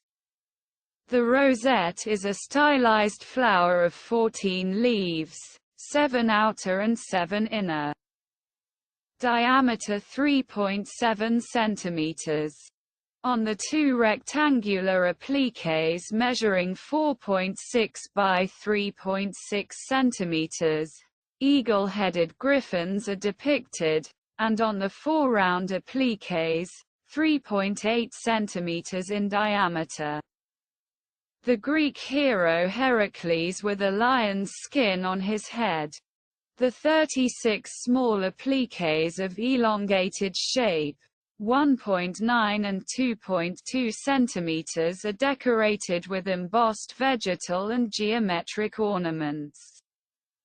The two 1.1 cm diameter bushings and the 2.2 cm diameter ring are unadorned. The set is made in one style and shows the hand of a master or at least of a studio. Different techniques were used: casting, hammering on a matrix, granulation, imitation of filigree and inlaying with colored glass paste, all familiar and widely used by Greek goldsmiths and jewelers of the 4th–3rd centuries BC. The decorative elements and motifs used by the master: spirals, palmettes, ovule belts, animal images and the head of Heracles with a lion's skin on the head, are some of the most frequently used in Greek artistic crafts of the same time. It is not possible to specify the exact atelier where the garnish and ornaments were made. They may be the work of a Greek workshop or of another workshop that worked under the influence and in the style of Greek goldsmiths and jewelers of the 4th–3rd centuries BC. The great similarity in style and technique of the royal ornaments and the garnish with some finds from the Greek colony of Mesembria on the Black Sea, today's Nesebar, allow us to assume, of course quite hypothetically, that the garnish may be the work of a workshop from this colony. As for the time when the ornaments and accessories were made, all the finds from the grave make it possible to claim that they refer generally to the first half of the 3rd century BC, and with great probability towards the second quarter of the same century. When the royal treasury was discovered in 1979, its priceless exhibits were displayed for 2 weeks in the center of Targovishte, without security, for the townspeople to enjoy. Very quickly after that, the treasure left at the behest of Lyudmila Zhivkova for the National Historical Museum. Although it was recorded in the inventory books of the museum in the city of Targovishte. After an almost 35-year absence, as a result of an agreement between the two museums, it has been in the Antiquity Hall of the Regional History Museum in Targovishte for more than 5 years and can be seen by archaeology lovers.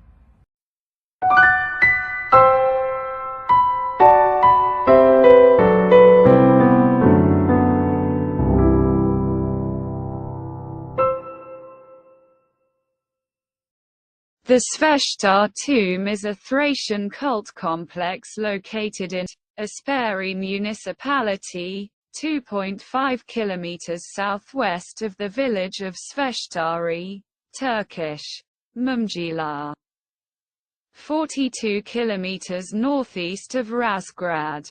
The tomb is a UNESCO World Cultural and Natural Heritage Site and is among the 100 national tourist sites.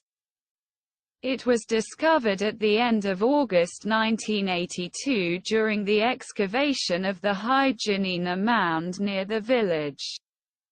The discovery became an archaeological sensation. The leader of the excavations is Associate Professor Maria Chichikova, who works together with Dr. Totyu Ivanov. It represents a Thracian Hellenistic tomb from the first half of the 3rd century BC. This is a royal tomb in which the Getan ruler Dromaeotes is probably buried. It is built of smoothly dressed stone blocks of soft limestone. On November 7, 2012, in the western half of the mound, at a depth of 8 meters from the surface, a cavity was discovered, an imprint of a wooden box measuring 50 by 50 centimeters. In it were placed a set of women's ornaments, diadem with sculptured images of fantastic creatures with lion bodies and female heads, and bust leading a procession of lions and panthers. 4 spiral bracelets and a gold ring with relief of Eros, a set of over 200 horse harness appliques, a head with a protome of a horse, round appliques with Athena's head, others with plant motifs. With women's heads, half cylindrical and other fine filigree or enamel appliques, as well as hundreds of miniature round and cylindrical beads. Numerous gold threads were also found belonging to a gold-woven cloth which had been laid down as a third gift. The casket was placed in the embankment of the mound at a stage of its filling. As a gift accompanying the soul of the buried Getan ruler, probably Kotila, known as an ally of Philip II of Macedon in their common struggle against the Scythians from 339 BC. The priest's tomb consists of a corridor and 3 square chambers, a vestibule, a side room and a burial chamber, covered by a semi-cylindrical vault. The entrance is decorated with columns with Ionic capitals, and above them lies a slab with a relief frieze of stylized ox heads, rosettes and garlands. The walls of the burial chamber are shaped like a colonnade with columns attached to the wall. The blocks under the arch are also supported by 10 caryatids, female figures. They are standing with raised arms and are 1.20 meters tall. They are dressed in long, finely draped, sleeveless clothes, belted under the chest. The hem of the garments is heavily hemmed and shaped like an inverted calyx of a flower. Their curly hair falls down on their shoulders, and on their heads they have a kind of basket called a kalathos. Hair, faces and clothes were dyed, dark brown paint was preserved on them. From the statues of the caryatids and from the scene painted in the lunette under the arch, it is clear that neither the sculptors nor the painters managed to finish their work. These details indicate that the ruler for whom the tomb was intended died suddenly. The hands of some of the caryatids are crudely carved, and the drawing is only outlined in black chalk. Offerings and sacrifices were probably placed on the side of the entrance to the room. Everything made of precious metals was looted in ancient times. The exposed bones of 5 horses cut down here to accompany their master in the afterlife speak of the riches locked in the tomb. 2 stone beds, human bones and grave goods were found in the burial chamber. A sculptural facade of a miniature temple stands next to one of the beds. All this shows that the deification, heroization, of the deceased ruler was imminent. The deification ritual is represented above on the semicircular wall under the vault of the burial chamber. Here the ruler is on horseback, followed by 2 squires, and opposite him is the goddess, who hands him a golden wreath, followed by 4 women with various gifts in their hands. A Latin-type Celtic fibula was also found in the burial, although all the other elements of the funeral rite are characteristic of Thrace: the step-shaped burial pit, the cremation, a dog buried on a stone with a severed head, according to the custom characteristic of the Getae. The excavated tomb at Sveshtari is not isolated. 26 mounds of different sizes have been preserved along a 2-kilometer stretch. The entire area has been declared an archaeological reserve. There is a fee to visit the tomb.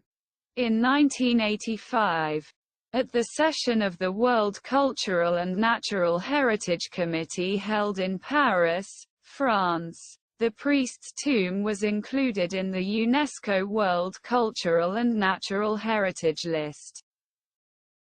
The discoverer of the golden treasure from Sveshtari, Professor Dr. Diana Gergova, is visiting the National History Museum in Bucharest.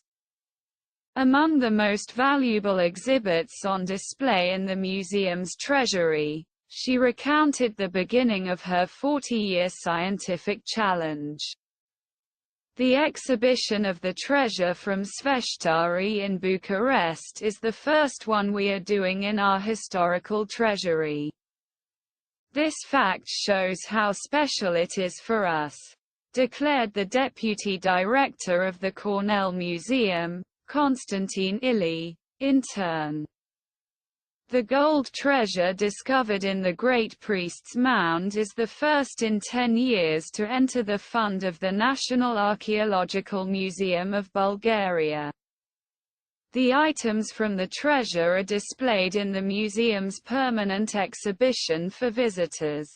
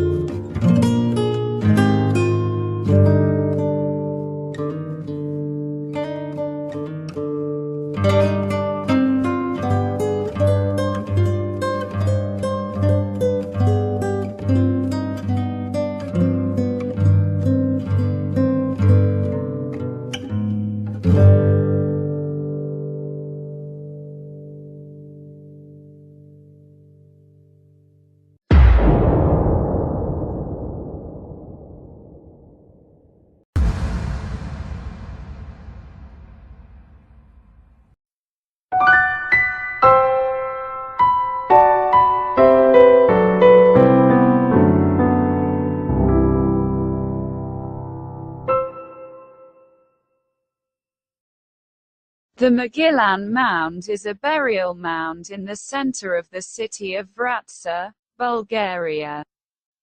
During excavations in 1965–1966, 3 tombs built of stones were discovered in it. The mound itself is a dilapidated embankment that for many years stood in the yard of a house almost in the center of the old part of the city. To the uninitiated, it was just a mound or a hill. But archaeologists knew that there was a burial mound there, and in 1965–1966 archaeological surveys were carried out. 3 tombs were discovered. One was looted in ancient times, and the other 2 are relatively preserved. The most interesting are the finds in grave number 2. In it were found a chariot with 2 horses harnessed to it, ritually killed during the burial. Separately, behind the chariot was found another skeleton of a horse, which is supposed to be an additional horse for the charioteer.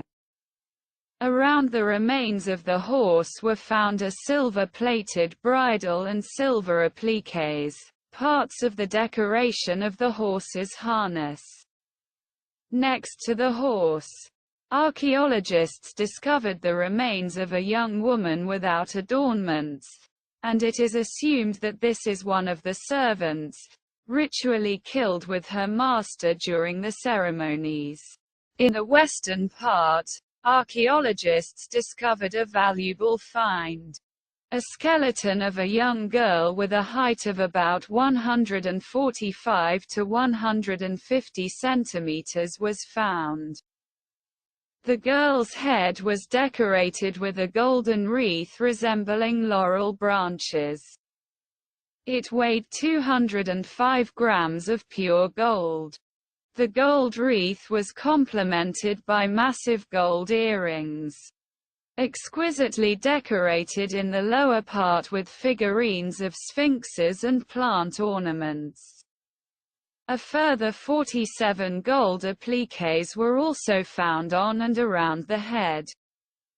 It is assumed that the appliques were attached to a veil with which the girl's head was covered, but the veil has not been preserved.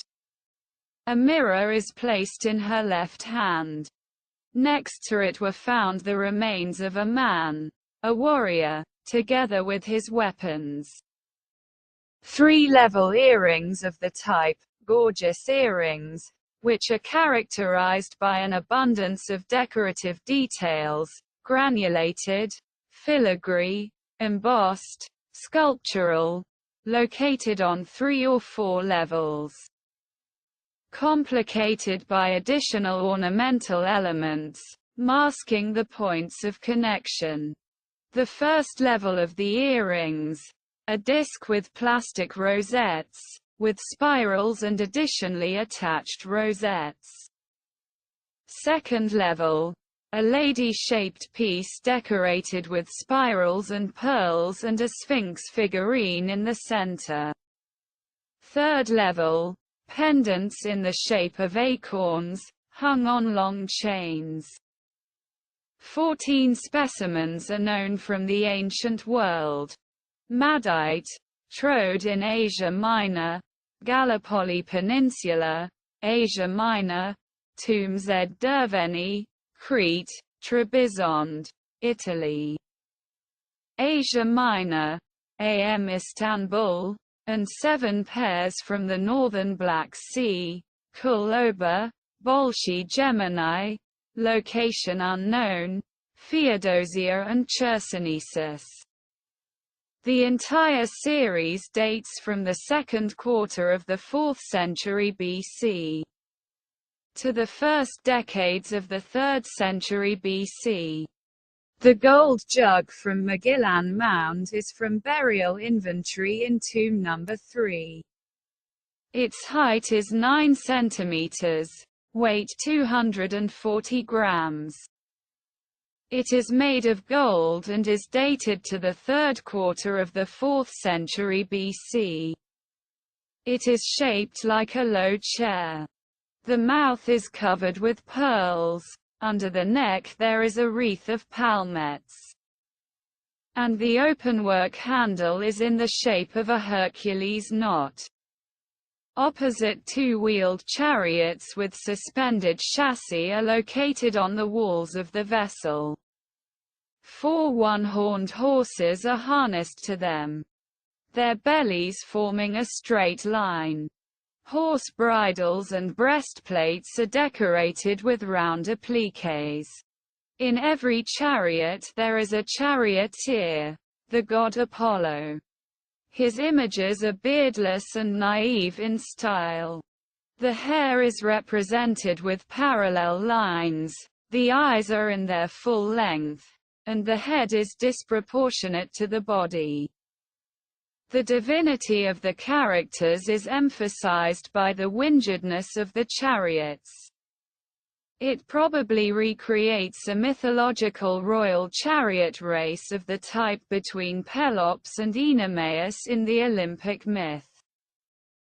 A Nila from the Mogilan Mound from grave marker 2 is 46 centimeters high.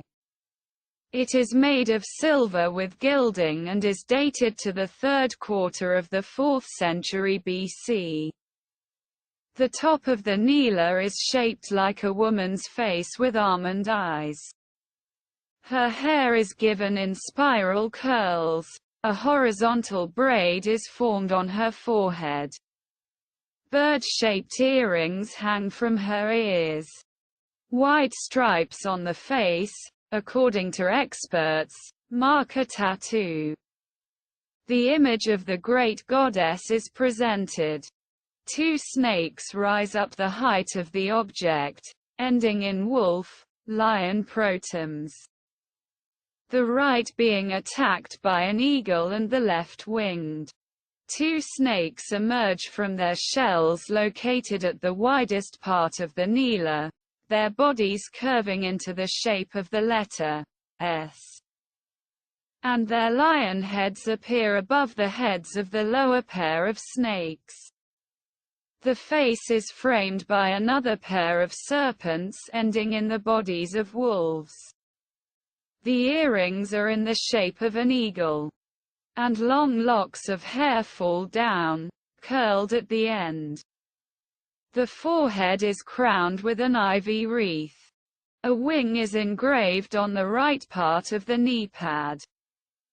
The right side of the face is covered with horizontal gilded stripes. In all probability the eyes were inlaid. A wing is depicted in the right part of the Nila. The silver phial with the gilded inventory from chamber tomb number 2 in the Mogilan Mound has a height of 4.5 centimeters, a diameter of 10 centimeters and a weight of 118 grams. It is made of silver with gilding and is dated before 339 BC. The body of the phial is covered with flutes and the bottom is decorated with an applique. The applique is made with the gilding technique. In the center is a framed frame with a medallion of a goddess in profile. Aphrodite is represented, who we know was worshipped in Thrace. The goddess has a gorgeous hairstyle and wears distinctive earrings and a necklace. The phial was part of an Odrysian royal set. The silver Rhyton jug, inventory from chamber tomb number 2 in the Mogilan Mound has an elongated, ovoid body, tapering towards the bottom, a long neck separated from the body by 2 relief rings. The downward curved mouth is decorated with a belt of ovules. The lower ring is ornamented with 2 stripes of notches imitating herringbone. The body is covered with cone scales. At the bottom there is a small opening for pouring, which turns the jug into a Rhyton. As an object form, the jug from Rogozin No. 108 and the Rhyton jug from Borovo are the closest. Silver appliques, parts of horse harness decoration. Inventory from Chamber Tomb No.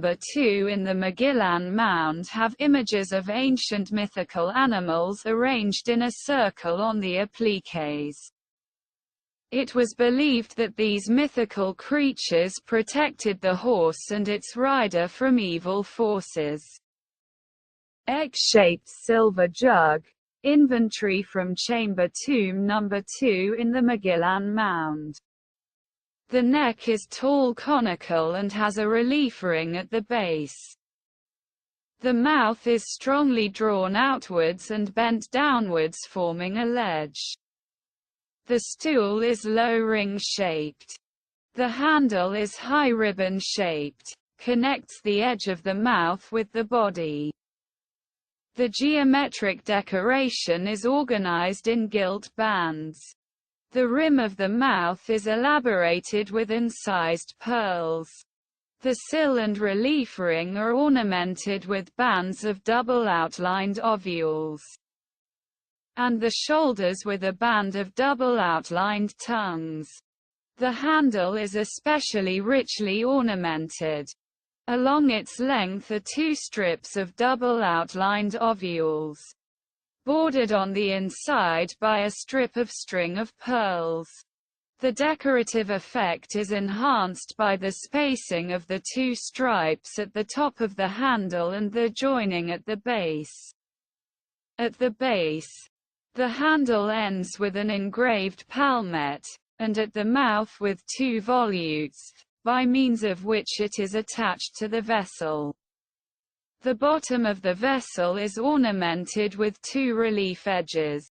A silver squat jug. Inventory from Chamber Tomb No. 3 in the Mogilan Mound is 8 cm high, mouth diameter 7 cm, and weighs 236 grams.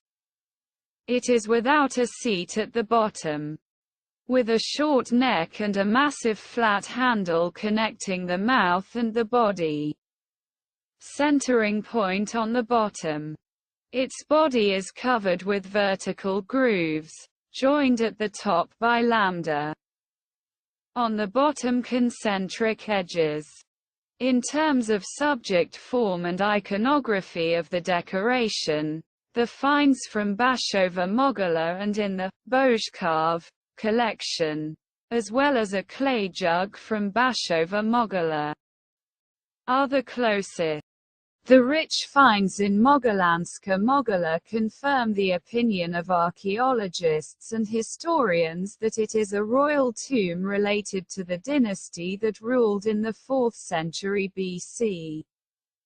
Most likely the tribals who inhabited the lands of the present Vrahan region. The treasure is kept in the Regional Historical Museum of Vratsa, Bulgaria.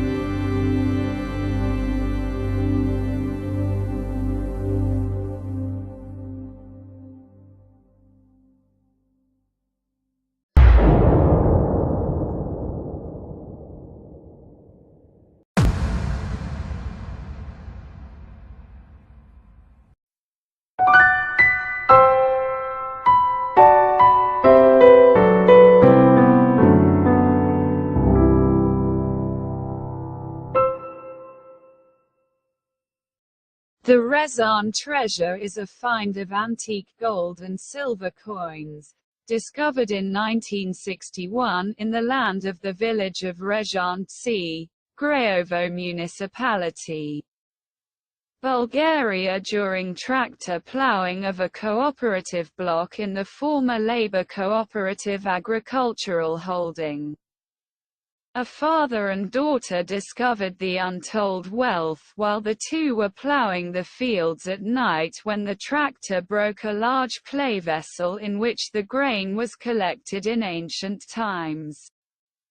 The pithos, which is the size of a large jar, burst open and coins of pure gold and silver were scattered from it. However, the discoverers, as well as shepherds in the area, hid part of the treasure.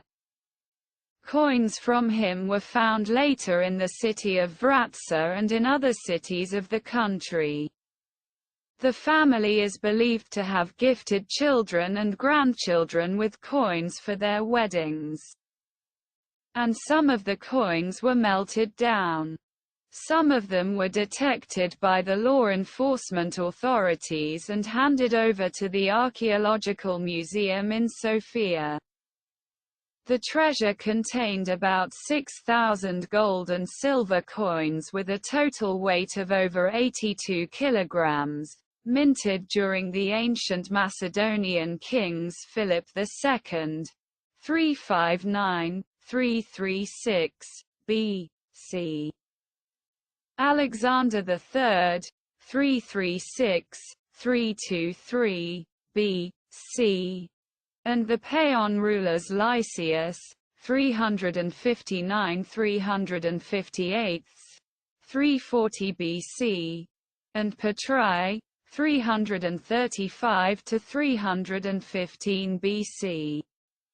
Since the discovery of the hoard in the fall of 1961, unfortunately, hundreds of coins have ended up in private collections and auction sales in Western Europe and the United States. Due to the lack of prompt intervention by museum specialists, a large part of the coins were melted down in the goldsmith industry in Sofia. In 1969, two large parts of the treasure were sold at two auctions in London and New York. Parts of the find from Rezantsi are today kept in the Regional History Museum in Pernik, the National History Museum. The National Archaeological Institute with a museum at the Bulgarian Academy of Sciences and the museums in Vratsa and Kustendal. According to experts, it is the high value of the coins that has provoked thefts and attempted thefts over the years. The last attempt was from the Regional History Museum in Pernik.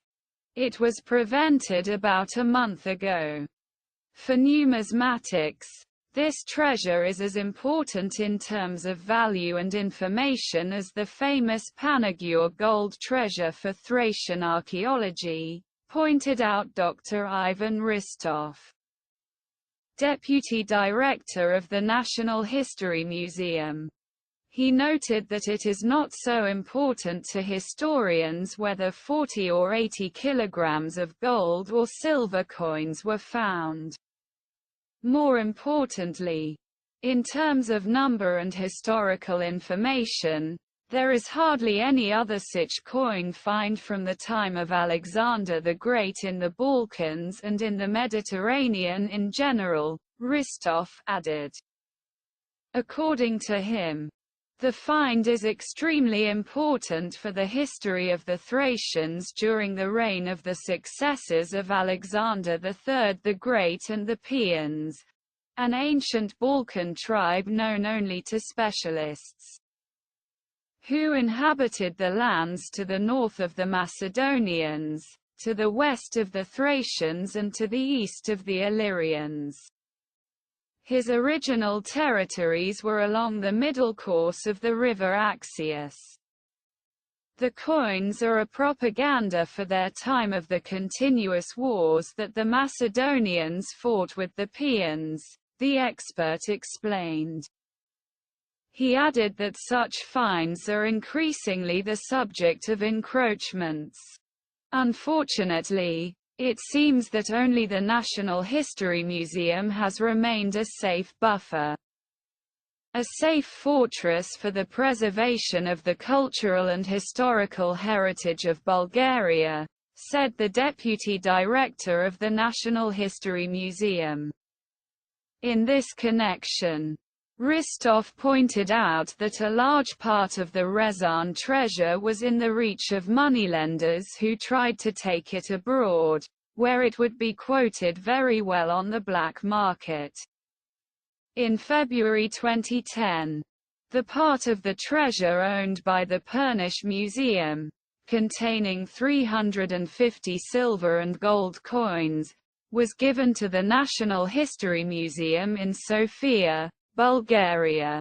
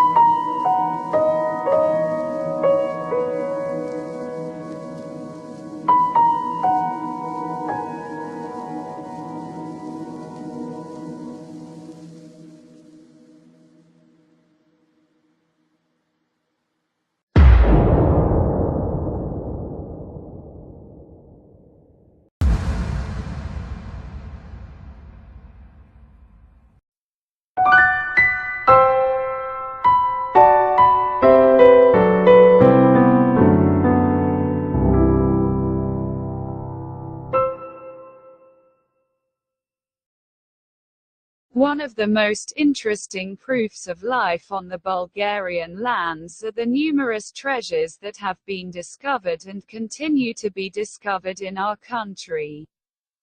Most of the gold and silver treasures that are already in the possession of science are from the time of the Thracians and date from before Christ, or from Roman times, and refer to the beginning of the new era.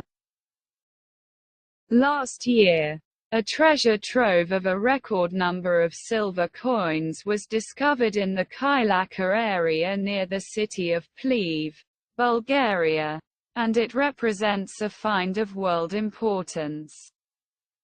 The treasure in Kailaka was discovered during agricultural work by prisoners. It consists of 8,500 silver coins, which makes it the largest and most valuable find not only in our country, but also in the Balkans. The treasure from Kailaka has been processed only halfway, and the specialists have already come across an interesting fact. One of the coins is fake. It is copper and then silver plated. It is assumed that the catalogue, in which all the coins will be described, will number a record 500 to 700 pages. The treasure is believed to have been collected in the 15th century. The earliest dated coins were minted during the time of King Ivan Shishman, and the latest coins are from the 20s of the 15th century. With this, the treasure becomes a valuable source of information about the minting of coins during certain periods in Bulgarian and Ottoman history. Historical sources provide information that after the death of Sultan Bayezid, his three sons began a struggle to inherit his throne. The winner collects all the coins, melts them and releases coins with his image. The information that the old ones contained disappears. That is exactly why this find is so valuable. It is a carrier of information that was lost with the missing coins. According to archaeologists, nothing can be said with certainty about the fate of the treasure. It is unclear whether it was hidden from the authorities and who exactly it belonged to. It is assumed that its owner could not possibly have been a merchant due to the size of the find. Assumptions lean towards a rich aristocrat, and specialists in the history of medieval Bulgaria will look for a connection between the city of Nikopol and the history of the city of Pleven, where the treasure was discovered. It is believed that in the city of Nikopol, which is in Plevensko, is the last fortress of King Ivan Shishman before the final fall of Bulgaria under Ottoman rule in 1396.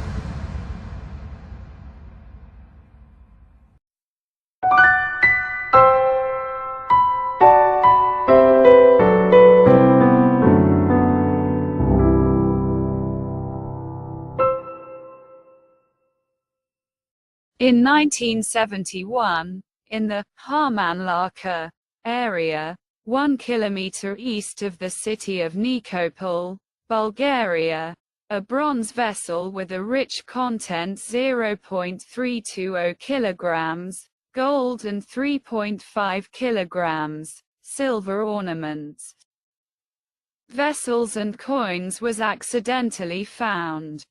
Part of the find was handed over to the Regional History Museum in Pleven and is known as the Nikopol Treasure. The treasure dates back to the 13th–14th century AD. Silver objects were buried in the bronze vessel. Most of them are ornaments. A pair of heavy gold earrings, gold bracelets, a gold necklace with pendants, silver torques, neck bracelets. Along with the jewelry, 157 different gold and silver buttons and pendants, designed to decorate clothes, were also found. The torques testify that the owners of the treasure were noble people. Since the torque in medieval, as well as in ancient societies, was an insignia, a sign of high social status. The entire treasure consists of 10 gold earrings, 2 gold bracelets, 157 buttons, silver or silver with gilt, used to decorate a man's outer garment, 1 gold necklace with pendants, 1 silver cup, 2 silver bowls, 2 silver spoons, 9 silver ingots of various shapes, as exchange coin or a blank for the manufacture of jewelry, 1 silver pendant with pendants, 4 silver torques, used as a military or insignia for famous court services, worn around the neck as jewelry and a mark of nobility, 1 silver elliptical casket, 4 gold and 3 silver coins of Isaac I Comnenus, 1057–1059, John III Duke of Atatsi, 1222–1254, Venice, 1 gold ducat of the 14th century and a copper cauldron in which it was found the treasure. 5 round silver keys and 2 rods with a semicircular cross-section belong to the treasure. The latter were used in the Russian principalities in the 11th–13th centuries as exchange coins. And the round ones were found in our country only in 1 grave in Vidinsko. Vessels of precious metal, 2 round silver bowls with dedication inscriptions in Bulgarian, and a large silver elliptical bowl of silver with gilding. Among the dishes are 2 silver spoons with exquisite handles, engraved with the name Balan. This is probably the name of the last owner of the jewels. The spoons are dated to the 14th century. In terms of style and technique, the Nikopol treasure represents a homogeneous whole. According to the materials, it refers to the 13th–14th century. Probably the owner of this value was a Nikopol boyar or merchant. The treasure was probably hidden during the sieges of Nikopol and the Nikopol fortress or after the fall of the last Bulgarian stronghold under Ottoman rule at the end of the 14th century. Similar vessels are known from treasures found in Vidinsko, Velingrad, in the Shumen fortress and Nikopol, 1915, and also in Romania. Part of the treasure are gold and silver coins of the Byzantine emperors John Duka c. 1222–1254, and Manuel Comnenus, 1391–1423. probably during the reign of the second. The hiding of the treasure near Nikopol took place. The jewelry from Nikopol resembles those worn by the noble Bulgarians, depicted on frescoes in the few preserved churches from the Second Kingdom, at Kalatina, Zemun, Boyana. It is likely that the Nikopol treasure is a family treasury, buried during the Ottoman invasion or later, when the lives of the surviving Bulgarian nobles became even more precarious. In terms of style and technique, the coins found there belong to the 14th century. Various techniques were used in the making of the ornaments: forging, casting, filigree and granulation, and oftentimes all together. A strong impression is made by the gold earrings, which, due to their large size and weight, were worn woven into the hair, attached to a headscarf, on a fabric or leather band, with double cone or spherical pendants, solid or open work. They are all richly decorated with fine granules and thin threads combined in delicate ornaments. The massive open gold bracelets are woven from several round wire strands, and ornate triangular plates are soldered to their ends. Even more massive are the silver torques from the treasure. They are worn around the neck as jewelry and a mark of nobility. The two necklaces and the silver jewelry, decorated with pendants, make an impression with their intricate workmanship, rich decoration and great originality. More than 140 buttons complete the jewelry collection. Silver and gold plated, spherical and hemispherical in shape and different in size, they represent a great variety. Some of them, with grooves on their surface and with multicolored pebbles placed in leaf-shaped cups at the lower end, remind a lot of the decorations of the boyar and royal robes from the medieval Bulgarian wall paintings in Boyana, Zemun and others. Similar ornaments were found in Veliko Tarnovo, Lovech, Shumen, Vratsa and in other medieval settlements and necropolises and belong to the end of the 13th–14th centuries.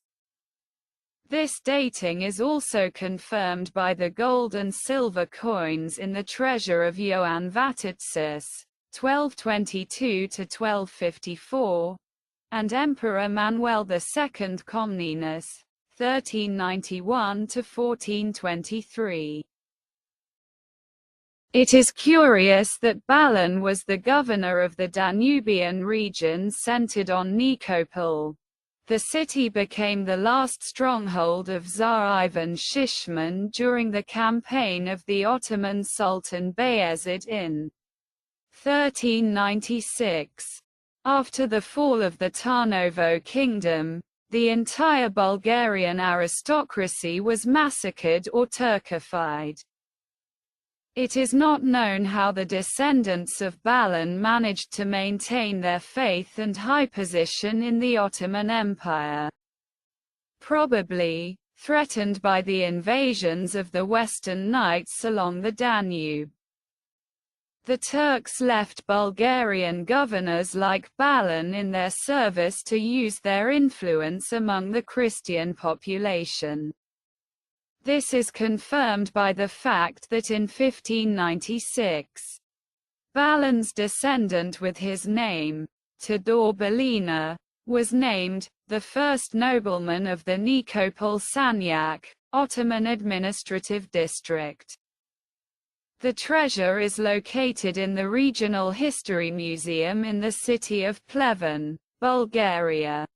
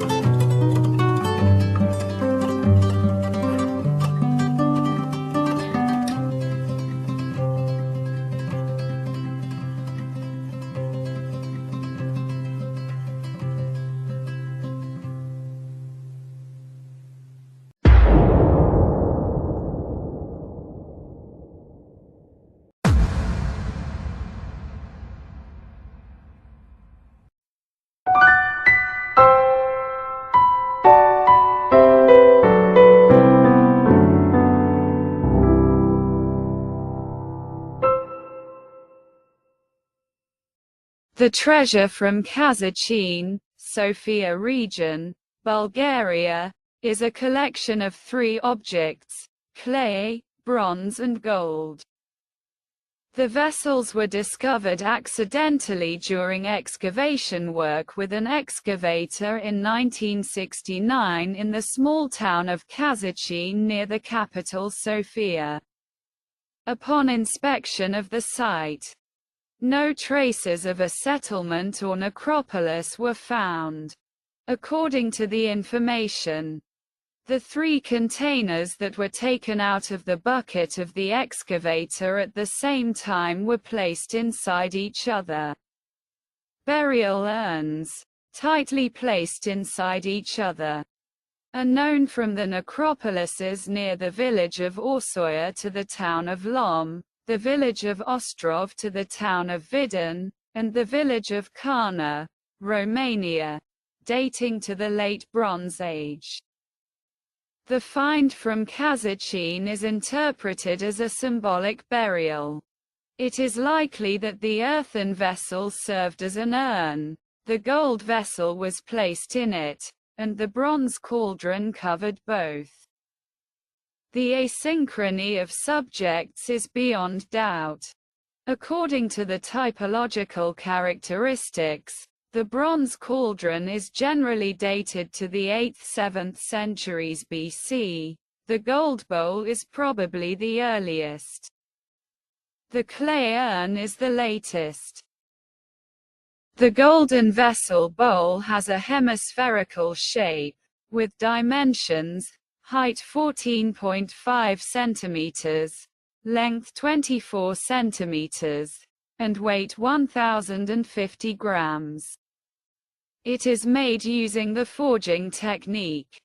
The body has vertical grooves, which are found on pottery vessels from the early Iron Age. Particular attention is paid to the decoration of the bottom, ornamented with dotted circles with a relief center. In the context of the find, the bowl could fulfill the function of the reproducing beginning, expressed through the semantics of its shape and of the material, gold. It is dated x. 8th century BC. The bronze cauldron, part of the collective find near Kazachine, Sofia region, is a bronze vessel belonging to the so-called Eurasian-type cauldrons, with a truncated conical upper and hemispherical lower part. Below the mouth are 4 groups of 3 rivets each, which probably served to attach handles. Analogous specimens are known from Urartu, Etruria, the Aegean Islands. The dimensions of the vessel are height 24 centimeters, and a diameter of 43 centimeters. The dating is at the end of the 8th, the beginning of the 7th century BC. A clay bowl with a truncated conical shape. The edge of the mouth is curved outwards.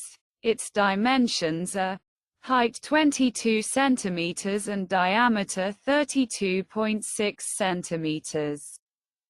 It is part of the collective find at Kazachine, Sofia municipality. Clay vessels with a similar shape are known from Thrace throughout the 2nd and the beginning of the 1st millennium BC, and were used as urns. It is likely that this vessel had the same purpose as the urn womb that received the buried gold object. The dating of the clay urn presents many difficulties. Given the fragility of the material it is made of, it would not have been in use for long. This makes it possible to attribute it generally to the 7th century BC. The treasure from Kazachine, Bulgaria is on display for visitors and is kept in the National History Museum, Sofia.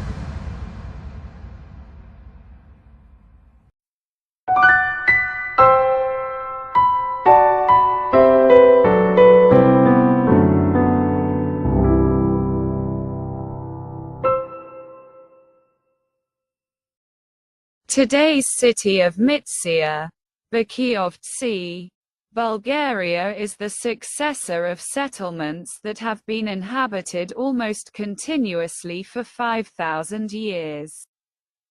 Part of the legacy of the ancient Thracian tribal tribes is the Bukiov treasure. It consists of jugs, phials, a cup, an extremely beautiful ornament of a nobleman and a decoration for horse ammunition. Everything is made of pure silver, and some of the dishes have gold decoration. The treasure belonged to a prominent Thracian, probably an aristocrat from the tribals who inhabited the lands of northwestern Bulgaria. The shape of the vessels found in Mysia and the method of manufacture allow the treasure to be dated to the end of the 5th and 4th centuries BC. The story of its discovery, which has not been clarified in detail, is interesting. The treasure was discovered by Alexander Vitanov in February 1925. He accidentally discovered a part of it while cultivating his fields in the area of Vladno Pole, located 2 kilometers south of Bakiovtsi, today Mytsia. The treasure is buried in a pit at a shallow depth from the surface of the field 40 centimeters. A jug, a small vase and women's jewelry were immediately handed over to the National Archaeological Museum in Sofia. The fate of the rest of the silver objects that remain with the discoverer. In the spring of 1935, Alexander Vitanov decided to build a hut in the same area. When excavating the soil, he also discovered the second part of the treasure. Buried at the same depth in the immediate vicinity of the place where 10 years ago the first part was discovered. The second part consists of a silver cup with gilt, several jugs and a large number of phials and applications for horse harness, also made of silver. Alexander Vitanov left immediately for Sofia, where he met with the goldsmith Armenian Sarnian and sold him the items. The goldsmith, on the other hand, resold part of them to the National Archaeological Museum, a cup, a jug, 2 phials, part of a torquevar and 6 appliques from horse harness. The fate of the remaining objects from the second part is unknown and they are probably irretrievably lost to Bulgarian science. The treasure from Bakiovtsi presents us with wonderful examples of Thracian taurutics and jewelry production. Among them, the leading place is occupied by silver jewelry. It is composed of 5 safety pin-shaped fibulae which are richly ornamented. To them, with the help of hooks, decorative human heads are attached. Below each is a rosette, one of them being larger in size and lavishly decorated. They are connected to each other by a cordon of braided silver threads. Spherical and oval pendants are attached to it. It is likely that this ornament decorated the chest of a Thracian woman of a ruling family and was a family treasure passed down from generation to generation. The silver cup is made with great craftsmanship. Its surface is grooved with shallow grooves that emphasize its shape. It is directly below the mouth incised gilt belt with floral and geometric ornaments. This cup stands out from other silverware with its shape and finely crafted decoration. She occupied a special place in the service of the Thracian ruler. Apparently, the treasure from Bakiyovtsi is hidden in two parts in case of danger. The parts are buried in shallow pits located in close proximity to each other. Apparently the circumstances where the objects were found are the same as those with the burial of the Rogozan treasure. Collected by several generations of Thracian rulers between the end of the 6th and 4th centuries BC. The Buki hoard is often assumed to be related to the Rogozan hoard, and there are suggestions that the two may have been made by the same school of craftsmen and may even have belonged to the same family. Rogozansko is the largest Thracian treasure found in Bulgaria, and it represents 165 wine vessels, a set of a noble Thracian dynasty, collected for generations. Both treasures are crafted by local goldsmiths. Bukiovo is from the second half of the 5th century BC, and Rogozansko was collected in the 5th and 4th centuries BC. The dating of the treasure from Bakiyovtsi also fits within these broad chronological limits. There is also a similarity in the way of making and shape of the vessels from the two finds. Moreover, the striking similarity suggests unity. In the typology of the jugs from the Rogozan treasure, a separate type of jug is distinguished, the Bakiyovtsi type. Therefore, the assumption that the finds from the two settlements are actually separate parts of a common treasure has its grounds. In addition to the Bukiovo treasure, many ceramic vessels, coins, remains of dwellings, furnaces and stone quarries were found in the area of the town of Mitsia. The area has been inhabited since the Stone Age, right up to the end of the Second Bulgarian Kingdom and the beginning of the Ottoman conquest. In the 18th century, the villages were abandoned by their inhabitants. Some have recovered later, some have remained forever desolate and decay over time. Bulgarians began to settle in the area again at the end of the 18th century to cultivate Ottoman farms. The settlers are mainly from Sofia district, Burkovska district and build their homes on the higher parts above the Agosta River. The low parts on the other side of the river were built only after the liberation from Turkish slavery when the Muslim population left the lands and the Bulgarian population increased. Today, the treasure is stored and can be seen in the Treasure Hall of the Archaeological Museum in Sofia.